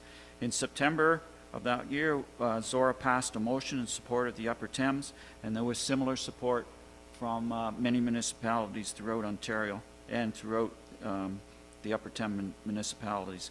Through the fall and winter, there were consultations which included individual meetings with Jeff Urick and his staff, with Conservation Authority staff. There was also large-scale stakeholder meetings. Marcus and I attended one in London on February 14th, where there was over 300 parties, people there. And that consisted of presentations from about 15 or 20 different groups, all except for one were in favor of basically the status quo. And then that was followed up by roundtable discussions where each table had a staff member from the ministry to facilitate it and coordinate what we were saying. The consensus at that meeting was, yeah, the Conservation Act needs some tweaking, but generally the conservation authorities do a good job and we don't need to throw the baby out with the bathwater, which is what this legislation was doing. The results of those consultations have never been compiled and presented to the public. They're still hidden somewhere in the ministry. And then shortly after that, everything was put on hold because of COVID-19. And then on November 20th, the changes to the Conservation Act were announced in the budget bill, which turned out to be an omnibus bill with a whole bunch of stuff stuck in there, which is what governments seem to do nowadays. And actually, the changes that came through in the budget bill were worse than what the original changes had been, and all the consultation that supported the conservation authorities didn't seem to be considered at all. So the CAs are working as a collective group through Conservation Ontario. That's who put this document together that's included in the report here, so that there's a coordinated response to it. The AMO has come out in fully support of the conservation authorities, Conservation Ontario, Federation of Agriculture. There was a full-page ad in Toronto papers this last weekend with, I don't know, probably 20 or more different groups that are supporting pulling this legislation out.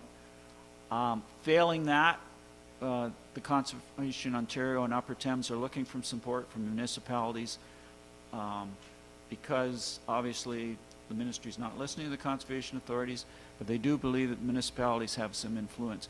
And if we can't get the legislation pulled or radically changed, there's still all those rules and timings and stuff that have to be determined. And we hope that at the very least we can do some changes to that. So that's the whole background behind this. If there's any questions about the document and the different concerns of how it impacts.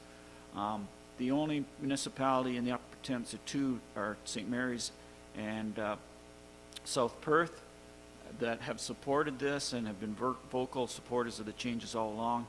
The irony of that is that one of the changes is that all board members would have to be elected councillors, and that they would be representing the best interests of the municipality and not the board, which goes against what all boards are supposed to be, how they work. The irony is that St. Mary's is represented, St. Mary's, South Perth, and South Huron are represented by a citizen appointee who does a really good job of representing their interests. If this goes through, then they would have an elected official from one of those councils on the board, and theoretically that person would only be representing their municipality, so that means 2 out of the 3 of those municipalities would not have any direct representation on the board, which is why they're so mad at the Upper Thames in the first place. So if there any questions there, I'll answer that, but that's the background of where this is coming from. Anybody else, comments or questions? Okay. Not a question, just a comment. If I didn't have you giving me the Coles notes along the way for this, like, I very much appreciate it. Thank you. Yeah, I strongly support this. Yeah, you gave a really good summary of the how we have gotten to this point in time. I think it speaks volumes that AMO and the OFA have both spoken so strongly on this, because both AMO and OFA have certainly had their differences with Conservation Ontario over the years. They have issues with the Conservation Authorities Act, and they're legitimate issues, but I think, in my opinion, they've taken the appropriate position, which is, yes, we have those issues, but as you say, there's no need, like, we can address those issues. We don't need to overhaul it. And the irony that not only would 3 of the municipalities that have the biggest issues at Upper Thames, you know, would, under the proposed legislation, not only would they not have representation in theory, it would in fact be illegal for the one person sitting there to represent them at all. It would be illegal. If it was a person from St. Mary's, it would be illegal for them to speak in favor of something for Perth South, because this legislation requires that they act in the best interest of the municipality they represent. So I absolutely completely fail to understand how these proposed changes would address any of the concerns that have been raised in our local context with respect to Upper Thames, and would in fact, as far as I understand the historical issues, make them worse. So, yeah. Also, and depending how this is interpreted, since Oxford County is part of this as Oxford County, and we pay through Oxford County, if it's interpreted, Zorra may not have a representative on this, depending upon the interpretation. So that's another consideration. This is all screwy. Yeah. Anyone else? All those in favor? Opposed? That is carried. Thank you. I assume you'll be getting back to Ian with that as well. I mean, that'll be distributed as per the resolution, but you'll let him know. Yeah. Thank you. 9B is Zorra Local School Committee resolution regarding a school retention plan.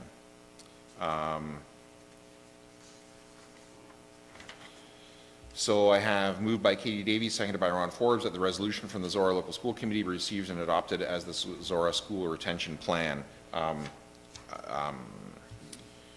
It's correspondence requiring direction. I'm happy to take questions on it. I wrote it. I put it in front of the local school committee. They passed it. There was a fair bit of discussion about it, but they passed it and have recommended it. Obviously I think it's a good plan. I wrote it, but I mean, that's really up to you guys to judge now whether it really is a good plan or not. I will, just by way of brief background, I will say I developed it in conjunction with several TVDSB trustees in an attempt to make it something that would actually be actionable and palatable to the board. I didn't want to have something that was, you know, maybe what we would want, but not going to actually change the game at all. And I did it in conjunction with some of the knowledge from the Rural Education Task Force that I've been appointed to by Oxford County at the Thames Valley District School Board, and obviously with some of the work that I've done with the Community Schools Alliance.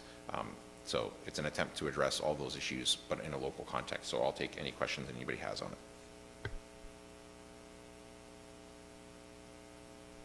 All those in favor? Opposed? That's carried. Thank you. And then I have moved by Ron Forbes, seconded by Kay Davies, that items 9C through G be received and filed for information purposes. Does anybody have any comments or questions on any of those? We have ZRAC committee review and additional training. ZRAC Arts and Culture Master Plan Recommendation 52. ZRAC virtual walk and talk, walk and chat program. ZRAC Village Voice and Township Communication Improvements, and Notice of Public Meeting for Consent Application. Anybody want to pull any of those out or have questions or comments on any of them? Ron? I think as we've started on these consent applications, putting in our 2 cents worth, I think we should make that known to the Land Division Committee for tomorrow for that Clendenning and spec notice. So you want to make a separate one for G? Yeah. Can you write up a separate, and I'll get back to you in a minute. We'll see if we want to deal with any of the others. So I'm going to change that then to through F. Anybody have anything on any of the other ones? So now it is to receive and file for information purposes C through F. Paul? Just some comments on these resolutions that come from ZRAC. We had a really good meeting, a really frank discussion that goes back to discussions that we had around this table a couple months ago about effectiveness of the various committees. And I give Alicia credit because this discussion was all kicked off by the report that's in item 7A of the agenda that's included in our agenda as 10C. And what came out of the discussion was that some of the committee members felt intimidated by the formalness of the process, and they, to the point that some of them didn't feel comfortable voicing their opinion. And it was also some members felt that ZRAC was council-driven and staff-driven rather than committee-driven. And many members expressed that they were unsure of the role of their role and also the role of ZRAC in general. So the result of that was these 4 resolutions, which I guess the motion is to file them at this point, or are we looking to adopt? Yeah, I would like to make an amendment that, I guess, can I make a blanket amendment that we adopt the 4 resolutions that came, or if I need to do it individually, that's whatever, do all 4. But I can give and adopt the recommendations that from the ZRAC and be adopted, yeah, whatever the wording is. So, and just a couple comment on each one, and if Steve and Matt and Alicia want to add anything to this, I'm open to it. I took some notes, but I may have missed something, or I may have misinterpreted things. The first motion is that was that each year in January we have kind of a reorientation meeting to focus where we want to go on this with the committee. The second motion is that we look at the Recreation, Arts, and Culture Master Plan as far as using it more as a basis of what ZRAC is trying to do. We have not referenced it very much at all in our discussions, and we have this big plan there that we should be kind of using that as our blueprint, and we haven't. So, and the motion, I believe, refers to recommendation number 52, and recommendation number 52 it says establish a system for regular implementation, monitoring, and reviewing the master plan, including the creation of an annual work plan. So what they're looking for, the committee's looking for, is that we use the Recreation, Arts, and Culture Master Plan as the blueprint, and that each January, staff says, okay, these are some things that have been identified, this are things that community has said we want to move forward for. So over the next year, kind of like what we do with our strategic plan, only on a smaller scale, to give us some focus of what we want to do. That's the second one. The third one's really simple. We were looking for ways that given the COVID situation, we recognize that the staff has done an awesome job getting the recreation programs up and going, but there was a suggestion that the walk and talk program becomes a walk and or a Zoom online type program in some way. And the last one, there's some concern that the county, or the township rather, relies a lot on the website and on social media to get messages out there and get feedback. And there was some feeling that we need to look at some more conventional ways, and really, since we don't have a local paper, the Village Voice was something that was suggested that we look at having a higher profile in the Village Voice. So those are the four motions. That's kind of the background behind them. If the other three have anything to add, I would be open to that. I know I probably didn't capture it all. Anyone else want to speak to that? Right now, I have that items 9C through F be adopted. Anybody want to speak to any of those other ones? So I had my name on the initial receive and file. We've kind of swung the opposite direction of adopt it all. The wording, I mean, I'm a little bit concerned with adopting them all, because some of the wording is that council direct staff to do very specific things. And, I mean, you've gone through them individually, but I think we almost then have to look at them individually on that detailed level as well, so we know exactly what it is that we're agreeing to. I'm thinking about, so I'm going to go through them one at a time. So number C, 9C, is the resolution for committee review and training. And whenever we're talking about committee practices, that I'm thinking about the other committees as well, and whatever our practices are for one should be uniform among the others. A committee like the ZCPC only meets 4 times a year. So would the first meeting then be replaced by a training meeting, or does it get added on, or is there an additional meeting added in?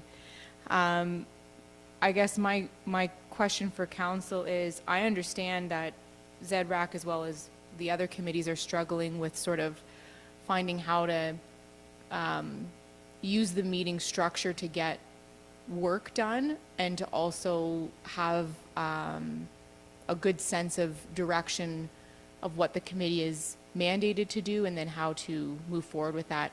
I struggle with that myself, with my involvement on the committees that I'm involved on.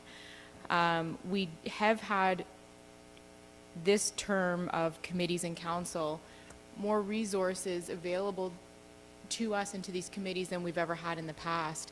And I'm wondering if, you know, it's easy enough, like you said, the Recreation, Arts, and Culture Master Plan has always been there, but because it's not on the agenda, it's not something that the committee is discussing often. So my wondering is, we had excellent training. Do we need to have ongoing excellent training, or can we not put as information items annually on all committees the terms of reference, so that committee members are able to review them and use that as a reminder? And then if there's any questions that arise from it, then that can happen at that point in the meeting when the information items are discussed. I'm wondering about staff resources and time to conduct annual training for all of our committees. So I'm a little bit hesitant with that one to to be in favor of adopting it because of how specific it is, to direct staff to initiate annual review of ZRAC's mission statement, mandate, aims and objectives, meeting procedures. I mean, all of these things are documented that we can reference, anyone can reference at any time. And functionally, if it were included as an information item annually on the agenda, I think that might be the appropriate supportive way for us to conduct a refresher without expending resources that I think are maybe a little above and beyond. Moving to number 9D. Yeah, the annual work plan, I think it's called. I think that's a great way for ZRAC to have, you know, sort of on their radar what it is that the Recreation Department is looking to achieve that year, and would give some time for them to then know what types of things they might want to achieve that year. So I would be in support of that one, so long as it's not flagged as being problematic with staff. Maybe I'll ask that right now. Would that be something manageable for staff to provide the committee with? Yes, that's completely reasonable. We can, since we have all the recommendations and have established our work plan on it, it would be very feasible for us to review what is the status of different recommendations and to work with the committee on developing our work plan for the coming year. So I would be in support of that one. 9E is about virtual walk-in chat format. So my first question is, currently our programming coordinator is off. So I'm not sure if the timing-wise, you know, what the schedule is for her return and implementing something like this. And as someone who has attended a couple walk-in talks, I'm having a hard time understanding how this would actually, you know, that is the ask for the township to set a time to set up a Zoom meeting to then invite the public to come and have a virtual interaction. I mean, I understand that there's a lot of isolation happening right now, and this is a way of sort of moving a well-intentioned program into sort of a digital aspect, but I'm not sure that it's the township's position to, you know, try to create phone calls between residents. So now this one says, recommend Zorra Council direct Zorra Recreation staff to look at renewing the walk-in chat in a virtual format. I would be willing to support this one because it's asking that you look at it. And if you look at it and you don't think it would be viable, and that's at staff's discretion, then that would be okay. But I'm not supporting it because I think that virtual walk-in chat is necessarily a solution to what may be an identified problem. And then the last one is F, recommend that council direct staff to consult with the Village Voice about possible means for improving the township's communication with residents. I think that what I'm looking for more, and maybe Paul or Matt or Steve or Alicia can let me know a bit of what the conversation was leading up to this. Communication is always a concern and is absolutely important, and there's always a, we have to be mindful that not everybody is digitally interactive, and I know we have Zorra Now, and we do put things in the Village Voice in the Civic Corner so that we are able to reach as much of an audience as possible. Is there something specific with the Village Voice that has been problematic that is looking to be resolved, or is the problem more that the communication from the township is perceived to be primarily digital and therefore inaccessible to some residents? And then my second piece to that is, I could have looked it up ahead of time and I didn't, but I believe we have a policy that covers how we communicate with residents on matters of municipal interest.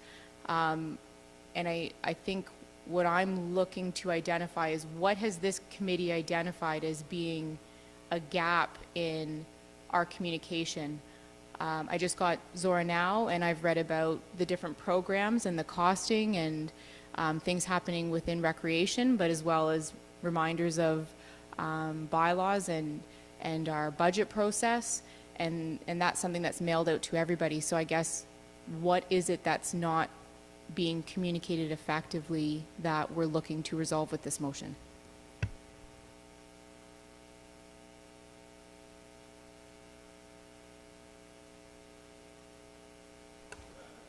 As soon as I stopped, I thought I did that wrong. Have a do-over. Do you want to narrow it down to like something for Matt or something for Paul or Steve, or how do you want to? Can we work our way backwards? So the last one that I just asked. Could I, just to facilitate this, because it is, do we want to break these out separately? I mean, it's up to you guys entirely. I mean, we can do each one on its own, or whatever. It's up to you. Would it be clearer, simpler to do that, Steve? Before we go that far, something maybe Ron and Katie don't know is that our chair resigned at the last meeting of ZRAC. And that means not till the end of January are we going to have a new chair in there. The new chair will be refreshed with the terms of reference and everything else. And so that, for that point only, I would suggest we leave them grouped, and I would be against adopting them. We can just file them, and then after we get our new chair in, we can proceed.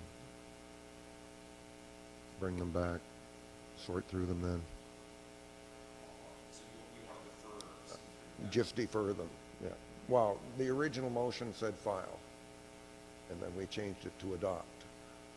Well, so let's say right now there isn't anything, but what I'm going to do for clarity here, Yeah. is I have a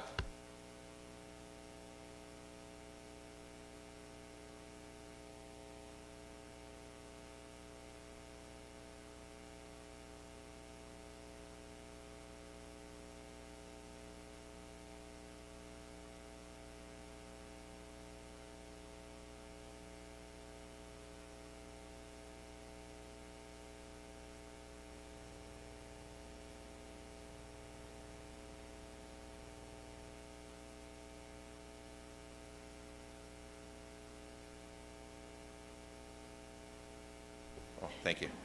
Whatever they want to do with that is fine. Does somebody want to amend it, or do you want me to just call the question and you can do what you want with it and then put forward alternate ones, or how do you want to? I can just call the vote. Katie. Can I ask a question? So my question is, the things that are being asked, do they require council to direct staff to do these motions, or is this within the mandate of staff to complete these things under their regular scope of assessing appropriate work measures? Meaning, can we receive and file for information purposes only, and that staff review these for appropriate implementation? And does staff have the ability to, and do we want to take the position of allowing staff to make these specific decisions?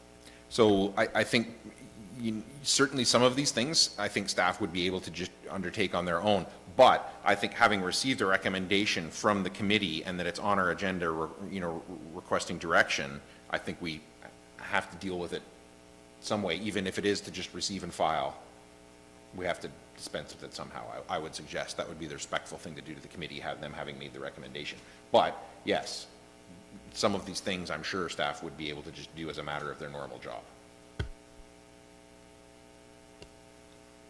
Well, I'd like to publicly thank ZRAC for being this active and putting 4 motions in front of us. I mean, we've been wanting engagement from these communities, but that's not a go-ahead to send 8 next meeting. But I think when a committee does actually send a resolution, I think maybe we were doing a disservice to it to just group them all in and file them. I think we should look at these individually and and from my own reading these, I would say I'd support the first three. The last one about the Village Voice, I think we need a little more information there because I don't know what the problem is. That motion doesn't really tell us what we're going to the people at Village Voice about.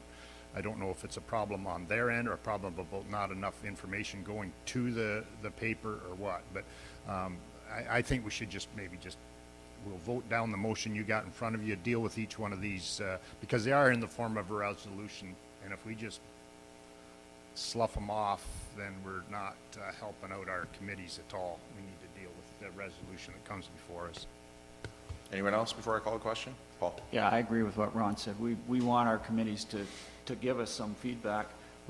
We had a really, really good conversation at this last meeting. We got 4 motions that came out of it, and I think it's a step backwards if we just say, okay, we'll receive and file them. We said, tell us what you want done. They've done it. Now we have to, and I agree with many of the points you made, Katie. We do have to do some action on them, and I think we need to break them down because they are different issues here. I'm going to call the question then. Moved by Ron Forbes, seconded by Katie Davies, that items 9C through F be received and filed for information purposes. All those in favor? Opposed? Motion is defeated. So I'm going to suggest we take until 11:30 for you guys to write your motions to deal with each of these individually. Is that enough time? 11:30? Yeah? We're gone until 11:30, Alicia.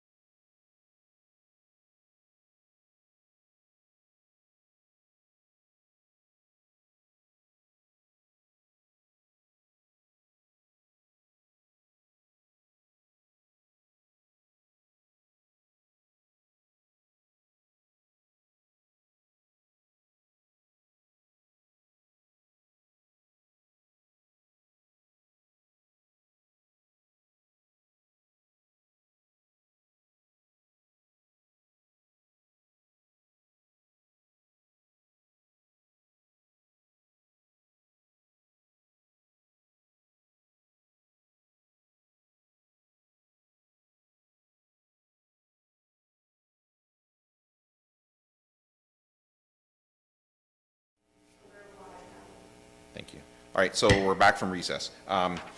So I have then item 9C, moved by Katie Davies, seconded by Ron Forbes, that council support ZRAC recommendation for annual training refresher for committee members as part of the first meeting of each year, and that staff consider implementing a training refresher for the other township committees as well. Katie, do you want to speak to that? No, because I'm writing a different motion.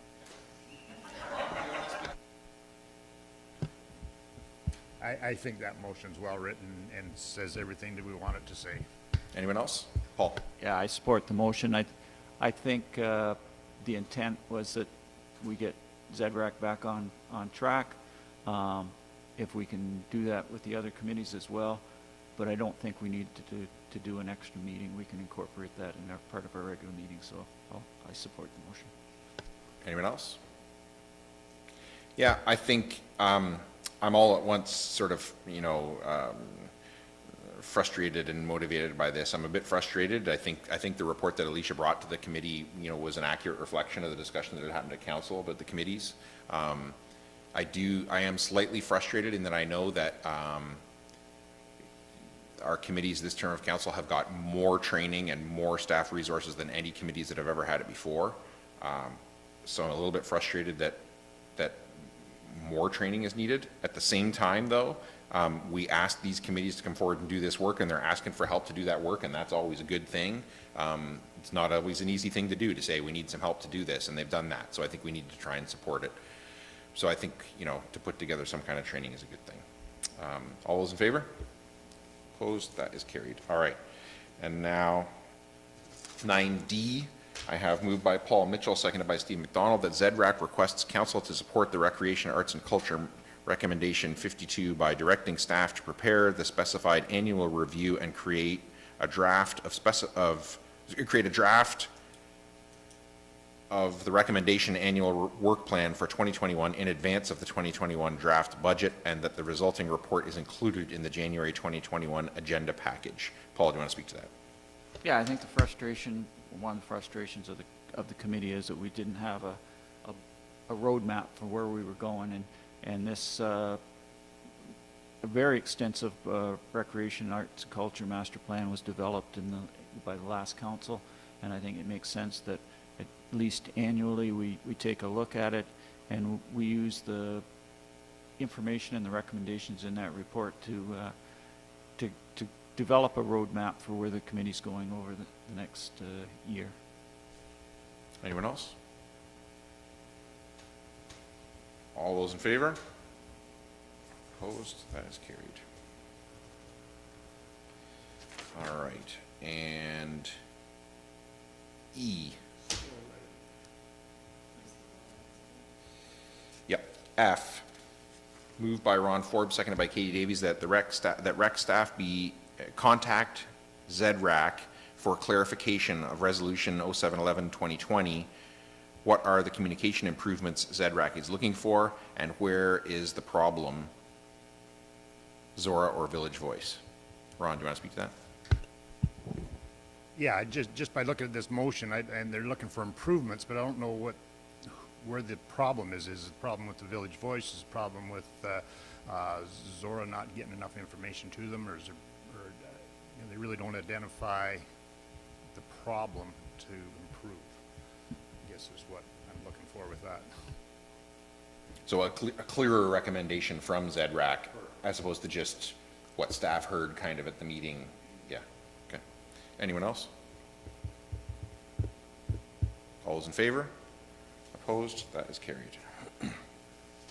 And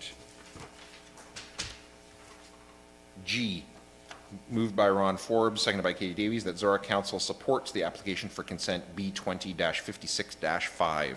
Ron, do you want to speak to that? Gee, I'm trying to read Katie's other motion here.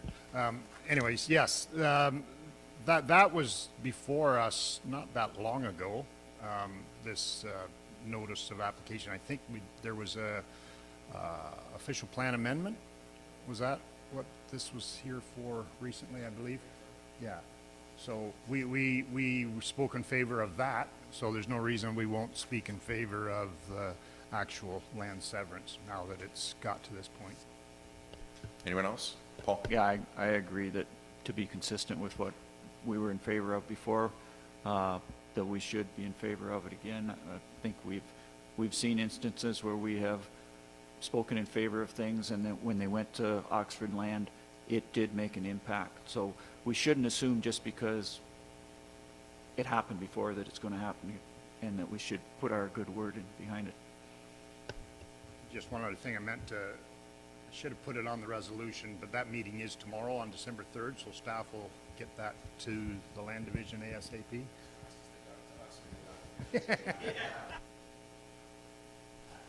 All those in favor? Opposed? That is carried.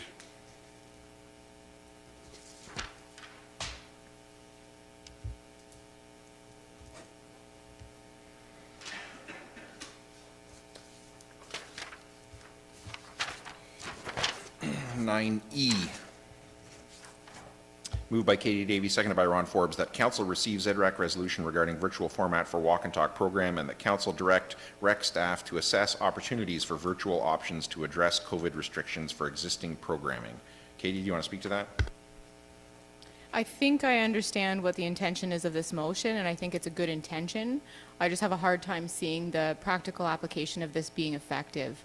I believe there may also be or has been some outreach to some of the members that do regularly participate in Walk and Talk throughout the pandemic from recreation staff, I believe.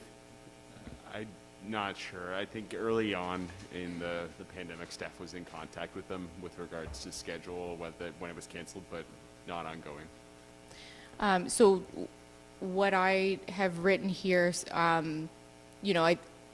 is basically to ask staff to assess the needs that have been identified and to see if there's something that could be implemented. I know some of the other programs that exist, through our county library program and through what was previously Ontario Early Years, but I believe now is going to be run through the county, the Early Years programs, where they are doing some virtual outreach in replacement of the in-person programming that no longer is happening. So I think it's a fair ask for staff to look at this and see if there are opportunities, but I don't want to have it be so specific that what they're looking to do may not be logical given the information that they have. Anyone else? Yeah, I agree with this one. To me, the request to host a virtual chat thing is, I understand the desire. People are feeling isolated with COVID, but I mean, this really does to me feel like a request for the municipality to help people talk to each other or something, and I just don't understand why people can't just email each other, phone each other, create a Zoom call between each other.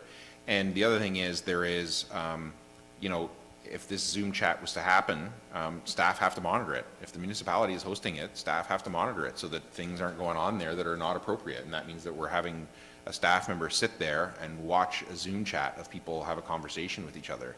And I just feel like that's, to me, a bridge too far in terms of the municipality having to facilitate sort of everything that people do. I think if people want to talk to each other, there's lots of ways they can talk to each other.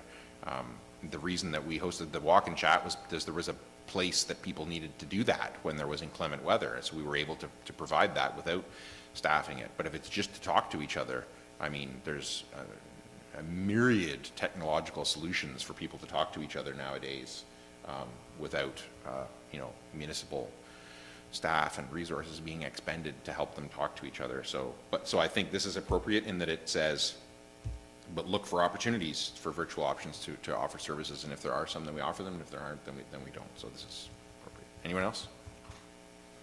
All those in favor? Opposed? That's carried. All right. That's it for 9 then, I think, right, Donna? Correspondence requiring direction? Yeah, that's all of them, right? Okay. So then we have a delegation from the Beachville District Museum. Steph is here to make that presentation to us, and I'll turn it over to you, Steph. I will ask you to make sure the microphone is on, because with the new sound system in here, if it's not on, no one on YouTube will hear you. Hello, everybody on YouTube. Thank you very much for having me here today to discuss the progress that we've been seeing at the museum and how we've been coping with the pandemic over the last few months. As I mentioned in our report, we were closed for 6 months and we reopened after the long weekend in September. Between September and October, we actually did see quite a large number of visitors. I say large, but for COVID's year, let's say, they would match up with what we would normally see in September and October. So that was nice to witness. And I also mentioned that COVID has brought in some challenges in the sense that a lot of our typical events, fundraising events, and programs have been put on hold, postponed, or canceled altogether. So we're acknowledging here the Museum Assistance Program through Canadian Heritage for helping us address some of the loss in revenue from those cancellations. For our grounds and building maintenance, this is an ongoing project, obviously, because we are currently occupying an older heritage building. So we are in the process of having age restoration work on renovation of our quarry room. A drop ceiling that was installed in an old plaster ceiling came down during the pandemic closure, and many of our volunteers were on site to help us remove that drop ceiling, and then we had several discussions about what that renovation would look like. So in pulling down that drop ceiling and also replacing the old plaster work with drywall, we also uncovered some older original wallpaper that was used or that decorated the bedroom of Fred Downing. So it's been an exciting project there. Mike's Electric was in to upgrade some of our lighting fixtures, and we also switched all of our second floor lighting to LED lamps. So that's a great move for energy efficiency and greater visibility within our second floor exhibits. As well, for ground and building maintenance this year, normally we do have a Christmas open house, and because of COVID restrictions and public health concerns, we've switched over to what we're calling Light Up the Museum, and that will occur this Friday, December 4th at 6 p.m. The lights will flick on officially at 6:30, so we invite anybody to come out to that event. We are currently, we've had conversations with the Public Health Department. We're currently allowed, because we're a staffed facility, to have 100 people at that event, physically distanced. And so we're hoping we'll have a good turnout of people who are looking to celebrate some of the holidays and do so safely. A lot of the decorations were put up this year by a group of volunteers as well as by our groundskeeper, Claude Roy. So we thank everybody who was involved in getting those installed as a way to sort of celebrate the holiday in a new fashion. And we've also been working with county staff to upgrade our directional signage along County Road 2. They've also indicated that they will work with us to develop new signage for Beachville Road in 2021. So this is a project for new signage that has been in the works for some time, and that we've heard requests for better signage from many community members. So we're excited that that's rolling, let's say. In terms of our collection management, this is what we're dealing with, our 15,000 artifacts here. We've got some high school students working with us on digitizing or photographing some of those artifacts this month, which has been great. Many high school students currently are on sort of odd schedules where they're in school some days and out of school others, so it's been nice that we can host some of those students at this point. We've also received several donations over the last few months. Initially, during the closure, we were not accepting donations for the health of our staff, but we have transitioned into being able to take those in carefully. So some of the institutions, organizations, the Chelmsford Lawn Bowling Club having closed during the pandemic, we were able to do site visits and collect pieces from that organization that will sit in the collection at the museum in perpetuity. So having those opportunities during the pandemic to respond to closures of that kind. And then obviously having done a number of site visits to Cold Springs Farm facility in Chelmsford, we were also able to coordinate a batch of artifacts from that site through collaboration with the township staff here. And that's really exciting, as we've also been taking a number of oral history interviews with former employees, so that will pair nicely for future projects, exhibits, interpretive content and whatnot. The inventory that was started in 2018 of all of our collection is now completed. Was a 2-year-long project, and it brought us location information for upwards of 8,000 artifacts. So that's great to see that progress, and it'll allow us to move forward with deaccessioning projects as well as exhibit design in the future. During the pandemic, we're also working with Carmoose on a Limestone Valley Trail project. This involved the museum to source information about the site that is now that trail system. So we were really fortunate to work with a great group from the Upper Thames Conservation Authority as well as the Trails Organization or Trails Association there. In terms of programs and events, our educational coordinators are working on a program for grades 7 and 8 classes. This will be interactive slideshows as well as educational kits that will be available to educators who are currently obviously dealing with several challenges in offering educational offerings to their classes and their students. So many of our permanent exhibits were also redesigned during the COVID closure. This was actually good timing for us because it meant that we didn't have our exhibits pulled apart and in a mess while we had still regular visitation. So it's been great to have that closure to be able to work on those exhibits, take them down, and properly reinstall them in a timely fashion. We've also been working with Oxford County Archives on an online exhibit regarding the history of facial hair.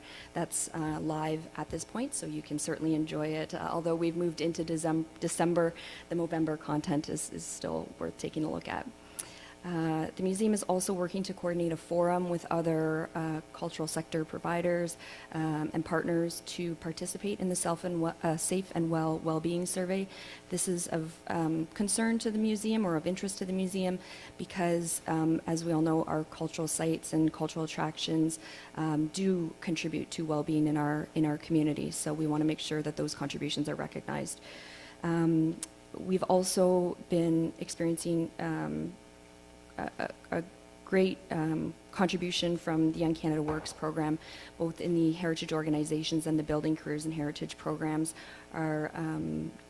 Typically, we would have about 3 of those positions a year. Because of COVID and additional funds that were cycled into these programs, we've additionally got another 3 positions. So that's been wonderful for fall staffing and winter staffing as well. So that's the update at this point, and I would be happy to answer any questions from council. Any questions for staff? Ron? Did I hear you say the inventory was finished? Yes. Yeah, I didn't know that, and it went by so fast. I thought, anyways, being a person that's been involved with that from almost the beginning, that is an incredible undertaking, and wow, that's good to hear that that's all done. Yes, so Steve Van Rees, who's one of our volunteers, actually spearheaded this project, and usually an inventory of that scale would only be done by staff, and it would draw out for much more than 2 years with 15,000 artifacts to inventory. But Steve has been very focused, and we inventoried the last object yesterday night, so that's why it's not Ron, or Councillor Forbes is not aware of that just yet. It's fresh off the press, but it really was a project that we undertook as soon as I started at the museum because it had to be done. The last inventory was done in 1999. It was incorrectly completed, which created a number of issues with the collection and our catalog. So it was our first order of business, and it will really allow us to be much more organized in many areas of our museum work. So it's a very exciting completion for the end of 2020. Anyone else? Paul? 3 comments, Stephanie, and then a question on the budget. First of all, thanks for including the link for the facial hair display. I watched that last night, and for some reason I found it very interesting. For some reason? Second of all, I happened to watch your video that was, I believe, on Rogers on Canada Day, and that was really well done. And it was,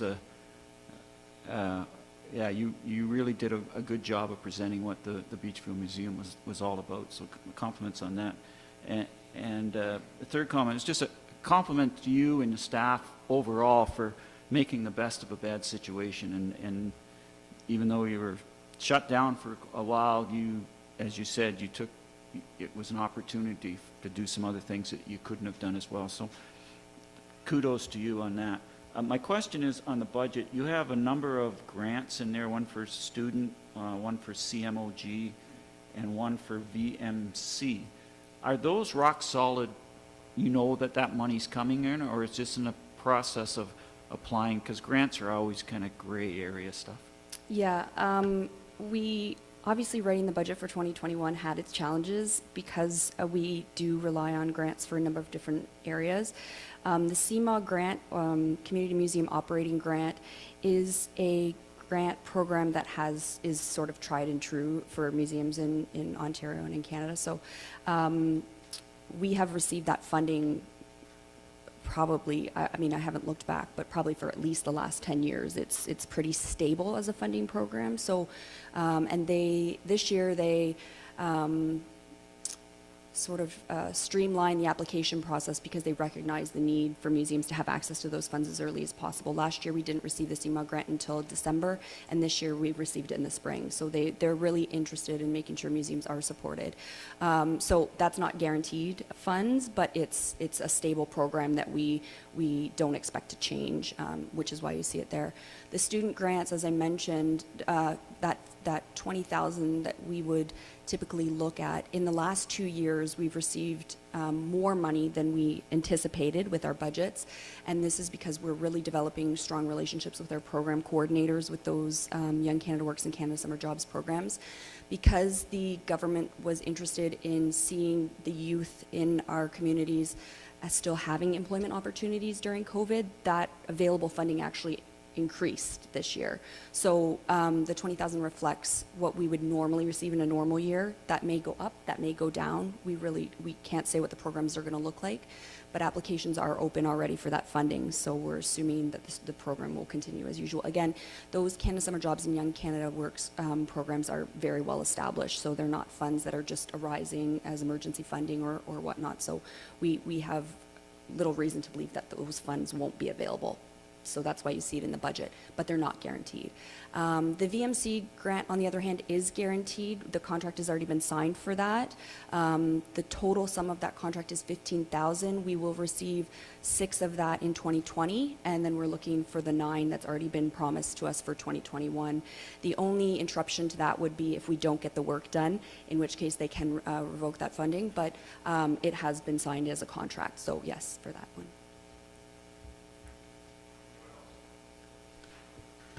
Two little things. First one, well, it's a big thing. To Steph and staff, congratulations on all the hard work. It's been a great year, even though it's been a tough slug. Mm-hmm. And just for general information, when you brought up this new signage that we're working on, there was a fear amongst, well, not a fear, that a great many of the residents of Zorra and Southwest Oxford always looked at Beachville Museum and thought it was Beachville's museum and didn't realize that the two townships work collaboratively on this project. So when the new signage goes up, it will say Beachville Museum with the directional arrows, and then it'll have the logos for Zorra Township and Southwest Oxford prominently displayed so that people can start to learn that yes, Zorra does have a museum. Yes, Southwest Oxford does have a museum. It's in Beachville. Yeah, and I would like to address that too, because many times when the board has had this conversation about the museum having reach in both the Township of Zorra and Southwest Oxford Township, you know, the signage is not enough. I mean, when we do our features in Zorra now, when we do the Canada Day interviews with Rogers TV, it's about continuously making that a message that we are getting out to the public. You know, when we show up at Cold Springs Farm and when we show up at the Thamesford Bowling Club, like this is how we show we're the Township's museum. It's not just about slapping a logo on a sign. It's about the work we're doing. It's about the reach we're trying to have. It's about the conversations we're having with the public and the residents of both townships. So I think that, you know, it's a approach that requires work on both ends, both in the official signage and in the official work we do. Anyone else? Ron? I just want to add that we had a previous motion from ZRAC about their walk and talk being canceled, and I think Friday night walking around the museum grounds when they turn on the lights would be a good spot to maybe continue that same process. Anyone else? Yeah, congratulations on the inventory. I mean, that's gone on for years, right? That's been a point of anxiety literally for years. So that is worth probably a delegation all on its own to say, just came to tell you that's over. So that's big news. I would largely echo the comments that other members of council have made about the Canada Day video, the signage, but really want to pick up on what you said there about, it's the engagement with the community that will really tell them that this is their museum because this museum cares about your stuff. And in particular, for me, one that you whizzed by in your presentation was the preparation of the stuff for the grade 7 and 8 students in our schools. That is where it starts, is for those kids to learn when they're in school what the history of their community is, and that the Beachville District Museum is preserving that history for them. To me, that is the absolute starting point. Those kids will then grow up being familiar with it. And that goes with taking advantage of this, forced downtime of COVID to say, can't have field trips in here, we can prepare stuff. So, double credit for that. I am so excited to see that get in the hands of the teachers in our schools. Maybe one day more than just grade 7 and 8, but happy to have, what we have is a huge triumph, I think. I think the teachers are really going to pick that up and run with it and say, thanks for the content, I need this.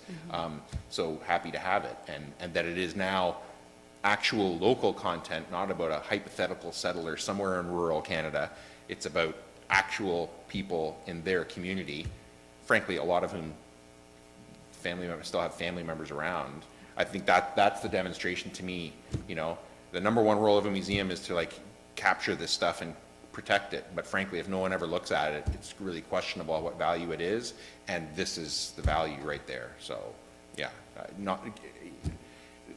when I think back to the crossroads the museum was at a few years ago, and the deliberation that went on at the two councils then and at the board, and where this museum is at today, it is no comparison. I think that's why this year was a great test for us, because we've been trying to develop this momentum. We've been trying to turn around the perception of what the museum does, and we were not willing to let that progress slide, and we were not willing to let that momentum get halted. We were on an upswing, and we didn't want to let the pandemic get in the way of that upswing. So we were stubborn enough to just say, no, we've got a lot of work we can do here. We have a great board that has a very strong vision for what the museum can be, its potential, and luckily with council support and the staff in both townships support, we were able to get through the pandemic with that drive still, and that vision of what we needed to get done in this year so that we can come back strong again next year as well. I think it's a testament, though, to the good governance and strong leadership that draws the support when there is a clear vision of what is going to be done. It is relatively easy for others to play a role in that, as opposed to sort of vague, requests for support. So I think it's another example to me of where having a strong, clearly stated vision, not only allows those who are tasked with implementing to get it done, but it draws in other support because it's easy to contribute to something that is clearly defined. So, yeah, so as you can tell, none of us is particularly impressed with your delegation today.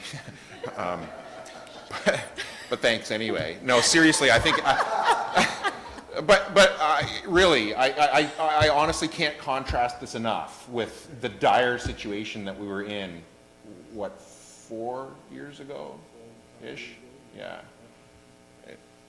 It's an absolute turnaround, right? From something that was really at the time being considered by both municipalities an absolute liability. Is this just throwing good money after bad? And now has been turned around into something that's without doubt not just a financial asset, but a community asset now. So thanks very much.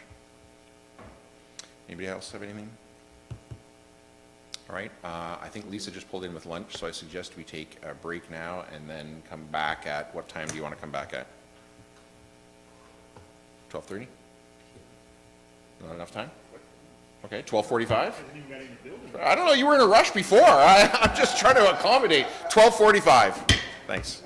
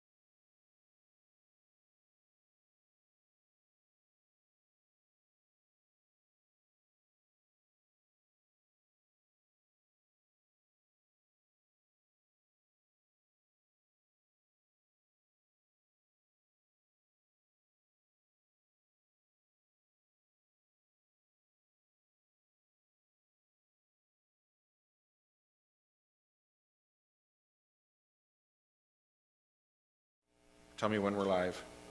Thank you. So we're back, and I think, Donna, correct me if I'm wrong, but I think all we have is 10 boards and committees and 11 information items, and then bylaws and confirmatory, correct?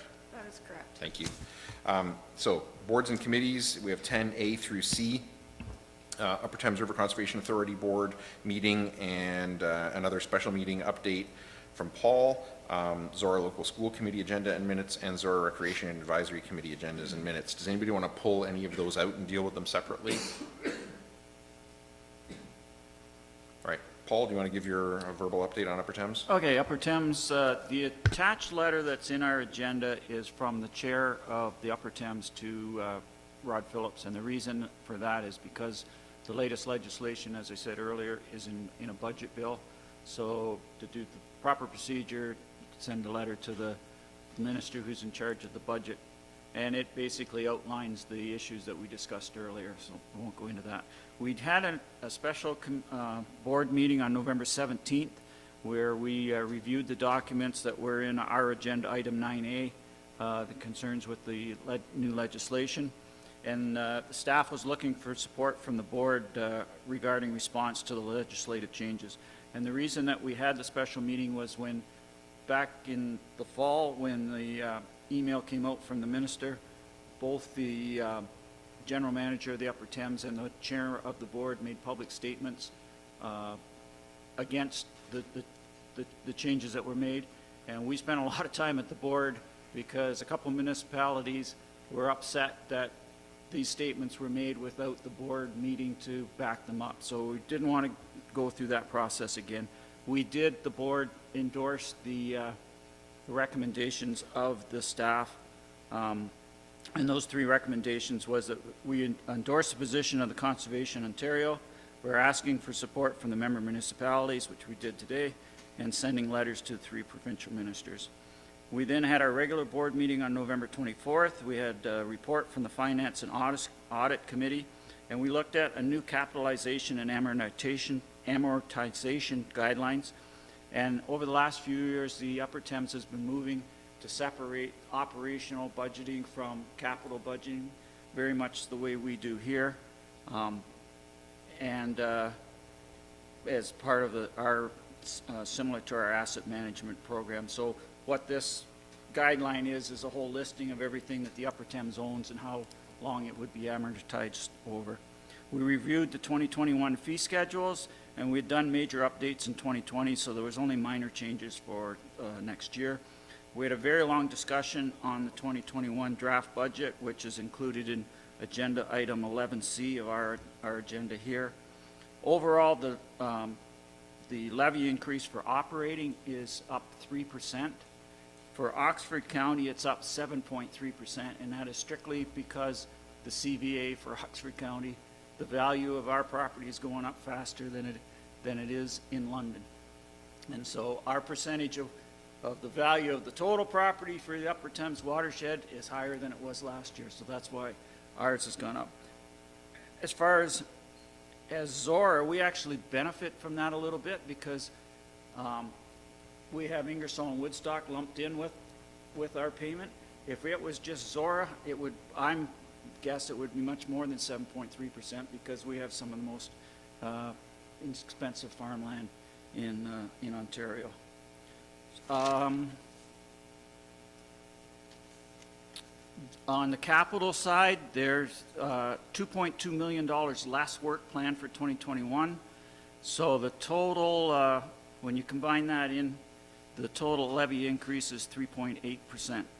I know at the last meeting there was questions about the money that we put aside to do with our dams. That hasn't changed for it's $8,500 for operating those two small conservation areas, and $6,500 that's being put aside by the Upper Thames for any future work that we do on those two properties, which would include EA assessments and that, and inspections and that sort of thing. So that's where the $15,000 comes from that's separate, why we're in there at the bottom of the budget for those $15,000. We set the meeting dates for 2021. We endorsed the Thames River Shared Waters Approach to Water Quality and Quantity. And that is a collaborative approach that goes back almost a decade, where the federal, provincial, municipal, conservation authorities, and First Nations work together to develop plans to deal with water quality and quantity issues. We had an interesting, we had an issue that kind of applies to us indirectly. It was a citizen's petition to dredge the Centerville Pond. And why it kind of applies to us is because the Centerville Pond is similar to the Harrington and the Embro ponds in that it's a historic small dam that turns a creek, a small stream, into a small pond. Only in the case of the Centerville Pond, the sediment has filled in and it's now more of a Centerville swamp than the Centerville Pond, so the local people want it dredged out. What we did as a board was endorse a number of recommendations from staff as to how to deal with that, including removal of the dam as one of the options. And what it comes down to is that the decision what to do is SWOCs, and the cost is all going to be SWOCs. And where that relates to us is that sometime in the future, we could be in the same situation with the two dams, or two small conservation areas that we have. The Section 28 report, there were no permits or problems in Zorra in the last 2 months. We talked about the board elections are up in January for chair, vice chair, and committees that we do that on an annual basis. The house rental rates, Upper Thames still owns 5 houses in the Glengowan area, and because rents are not allowed to go up, the rent range for those houses is $118 to $742 a month. So if you want cheap housing, that's where it is. The Upper Thames is trying to get out of that. We're working through a process to get out of owning those buildings, but that's proving to be slow. Over the last month or two, the general manager and his executive assistant had met with all the board members individually through Zoom just to give us some feedback of how things were going. And we discussed that, and that was it. So, if there's any questions about after the turkey and my speech, we should be all ready to doze right off.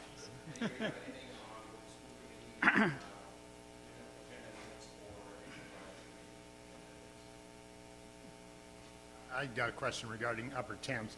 At our last meeting when we were discussing the Harrington Dam a bit, there was a question as to the actual ownership of the property versus the dam. And does anybody, I think Maureen had mentioned something about looking that up for sure. Okay. Well, that's fine. I just My understanding is that the Upper Thames owns it. the dam or the property around the dam, or the That I can't. yeah. Yeah. So I can't see. They control the floodplain, but they don't own all the buildings Control is within the different than floodplain. ownership, though. Eh? Control is different than ownership, though, right? Yes, But- that's what I But who owns it is kind of irrelevant, because no matter what happens to it, will be our decision and our cost. and that's sort of what I was trying to get to. Yeah. Is it needs to be our decision and our cost. Yeah, and- it will be, and then- just as I said with the Centerville one. Now, the difference is, SWOCs owns the Centerville one. That, they sold that 25 years ago. That's the only difference between that situation and our situation. So then what you're saying is Swax owns the Centerville Yeah. pond, Yeah, Upper Thames owns the Harrington pond, yeah, yeah. and And the Embro Pond. then- And that's why, in response to the petition, all Upper Thames was, see, these are recommendations to SWAT, so you take it from here. And the only reason we did that was because the petition was to the Upper Thames, so we had to respond to the petition. But my understanding is, really, it doesn't really matter who owns Harrington and Embro. If we're gonna do anything there, it's gonna be coming out of our budget some way. Anyone else? Moved by Ron Forbes, seconded by Katie Davies, that items 10A through C be received and filed for information purposes. All those in favor? Opposed? That's carried. And 11, information items. Is there any of those that anybody wants to pull out or have questions on or discuss before I read the motion to receive and file all three? Just that if we do want any more information on the budget, Ian would be willing to provide that. He's come before, Upper Thames budget, so if anybody wants that, then that's available in one way or another.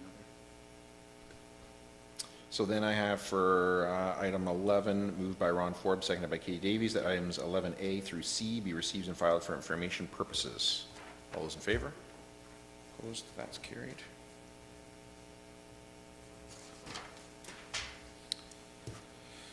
No unfinished business, no notices of motion. I guess we should do items of community interest on the calendar. So I have tomorrow, nothing. Friday, nothing. Oh, yes, the lights at 6, right? Yes. You guys are both going to that? Yeah, okay. I just put that in my calendar today, so I can't 100% for sure say, but I am gonna try and go to that. Sunday, nothing. Monday, no.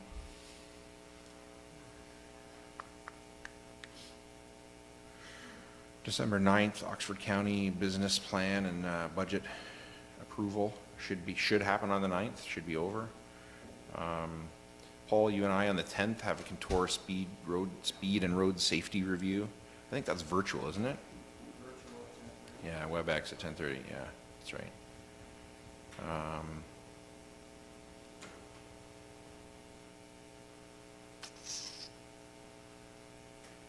OCFA has their AGM on the evening of the 10th, virtual AGM. I don't know what that's going to be like. And I think the next thing, is there a HACA meeting on the 14th? I have one in my calendar, but I don't know if that's right. Right, the one in December is usually, yeah, I don't know. Okay. And then back here on the 16th for evenings or our council meeting, right? I don't have anything the next few days after that, so I think that's it, unless there's anything else I'm missing for calendar or items of community interest or anything, no? Okay. All right then. Bylaws, moved by Paul Mitchell, seconded by Steve McDonald, that bylaws 67-20 be taken as read a first, second, and third time and finally passed, and further that the mayor and clerk are hereby authorized to sign the same and affix the corporate seal thereto. All those in favor? Opposed? That is carried. We're good, Donna? Moved by Paul Mitchell, seconded by Steve McDonald, that bylaw 68-20, being a bylaw to confirm the proceedings of council held December 2nd, 2020, be read a first, second, and third time this second day of December 2020, and further that the mayor and clerk are hereby authorized to sign the same and affix the corporate seal thereto. All those in favor? Opposed? That is carried. And moved by Steve McDonald, seconded by Paul Mitchell, that this session of council be now adjourned and herewith closed at what does that say, 1:05, 1:06? 1:06 p.m. There's an optimistic AM in there, I saw, Donna. And that the next meeting of council be called for December 16th, 2020 at 6 p.m. in the council chambers of the Township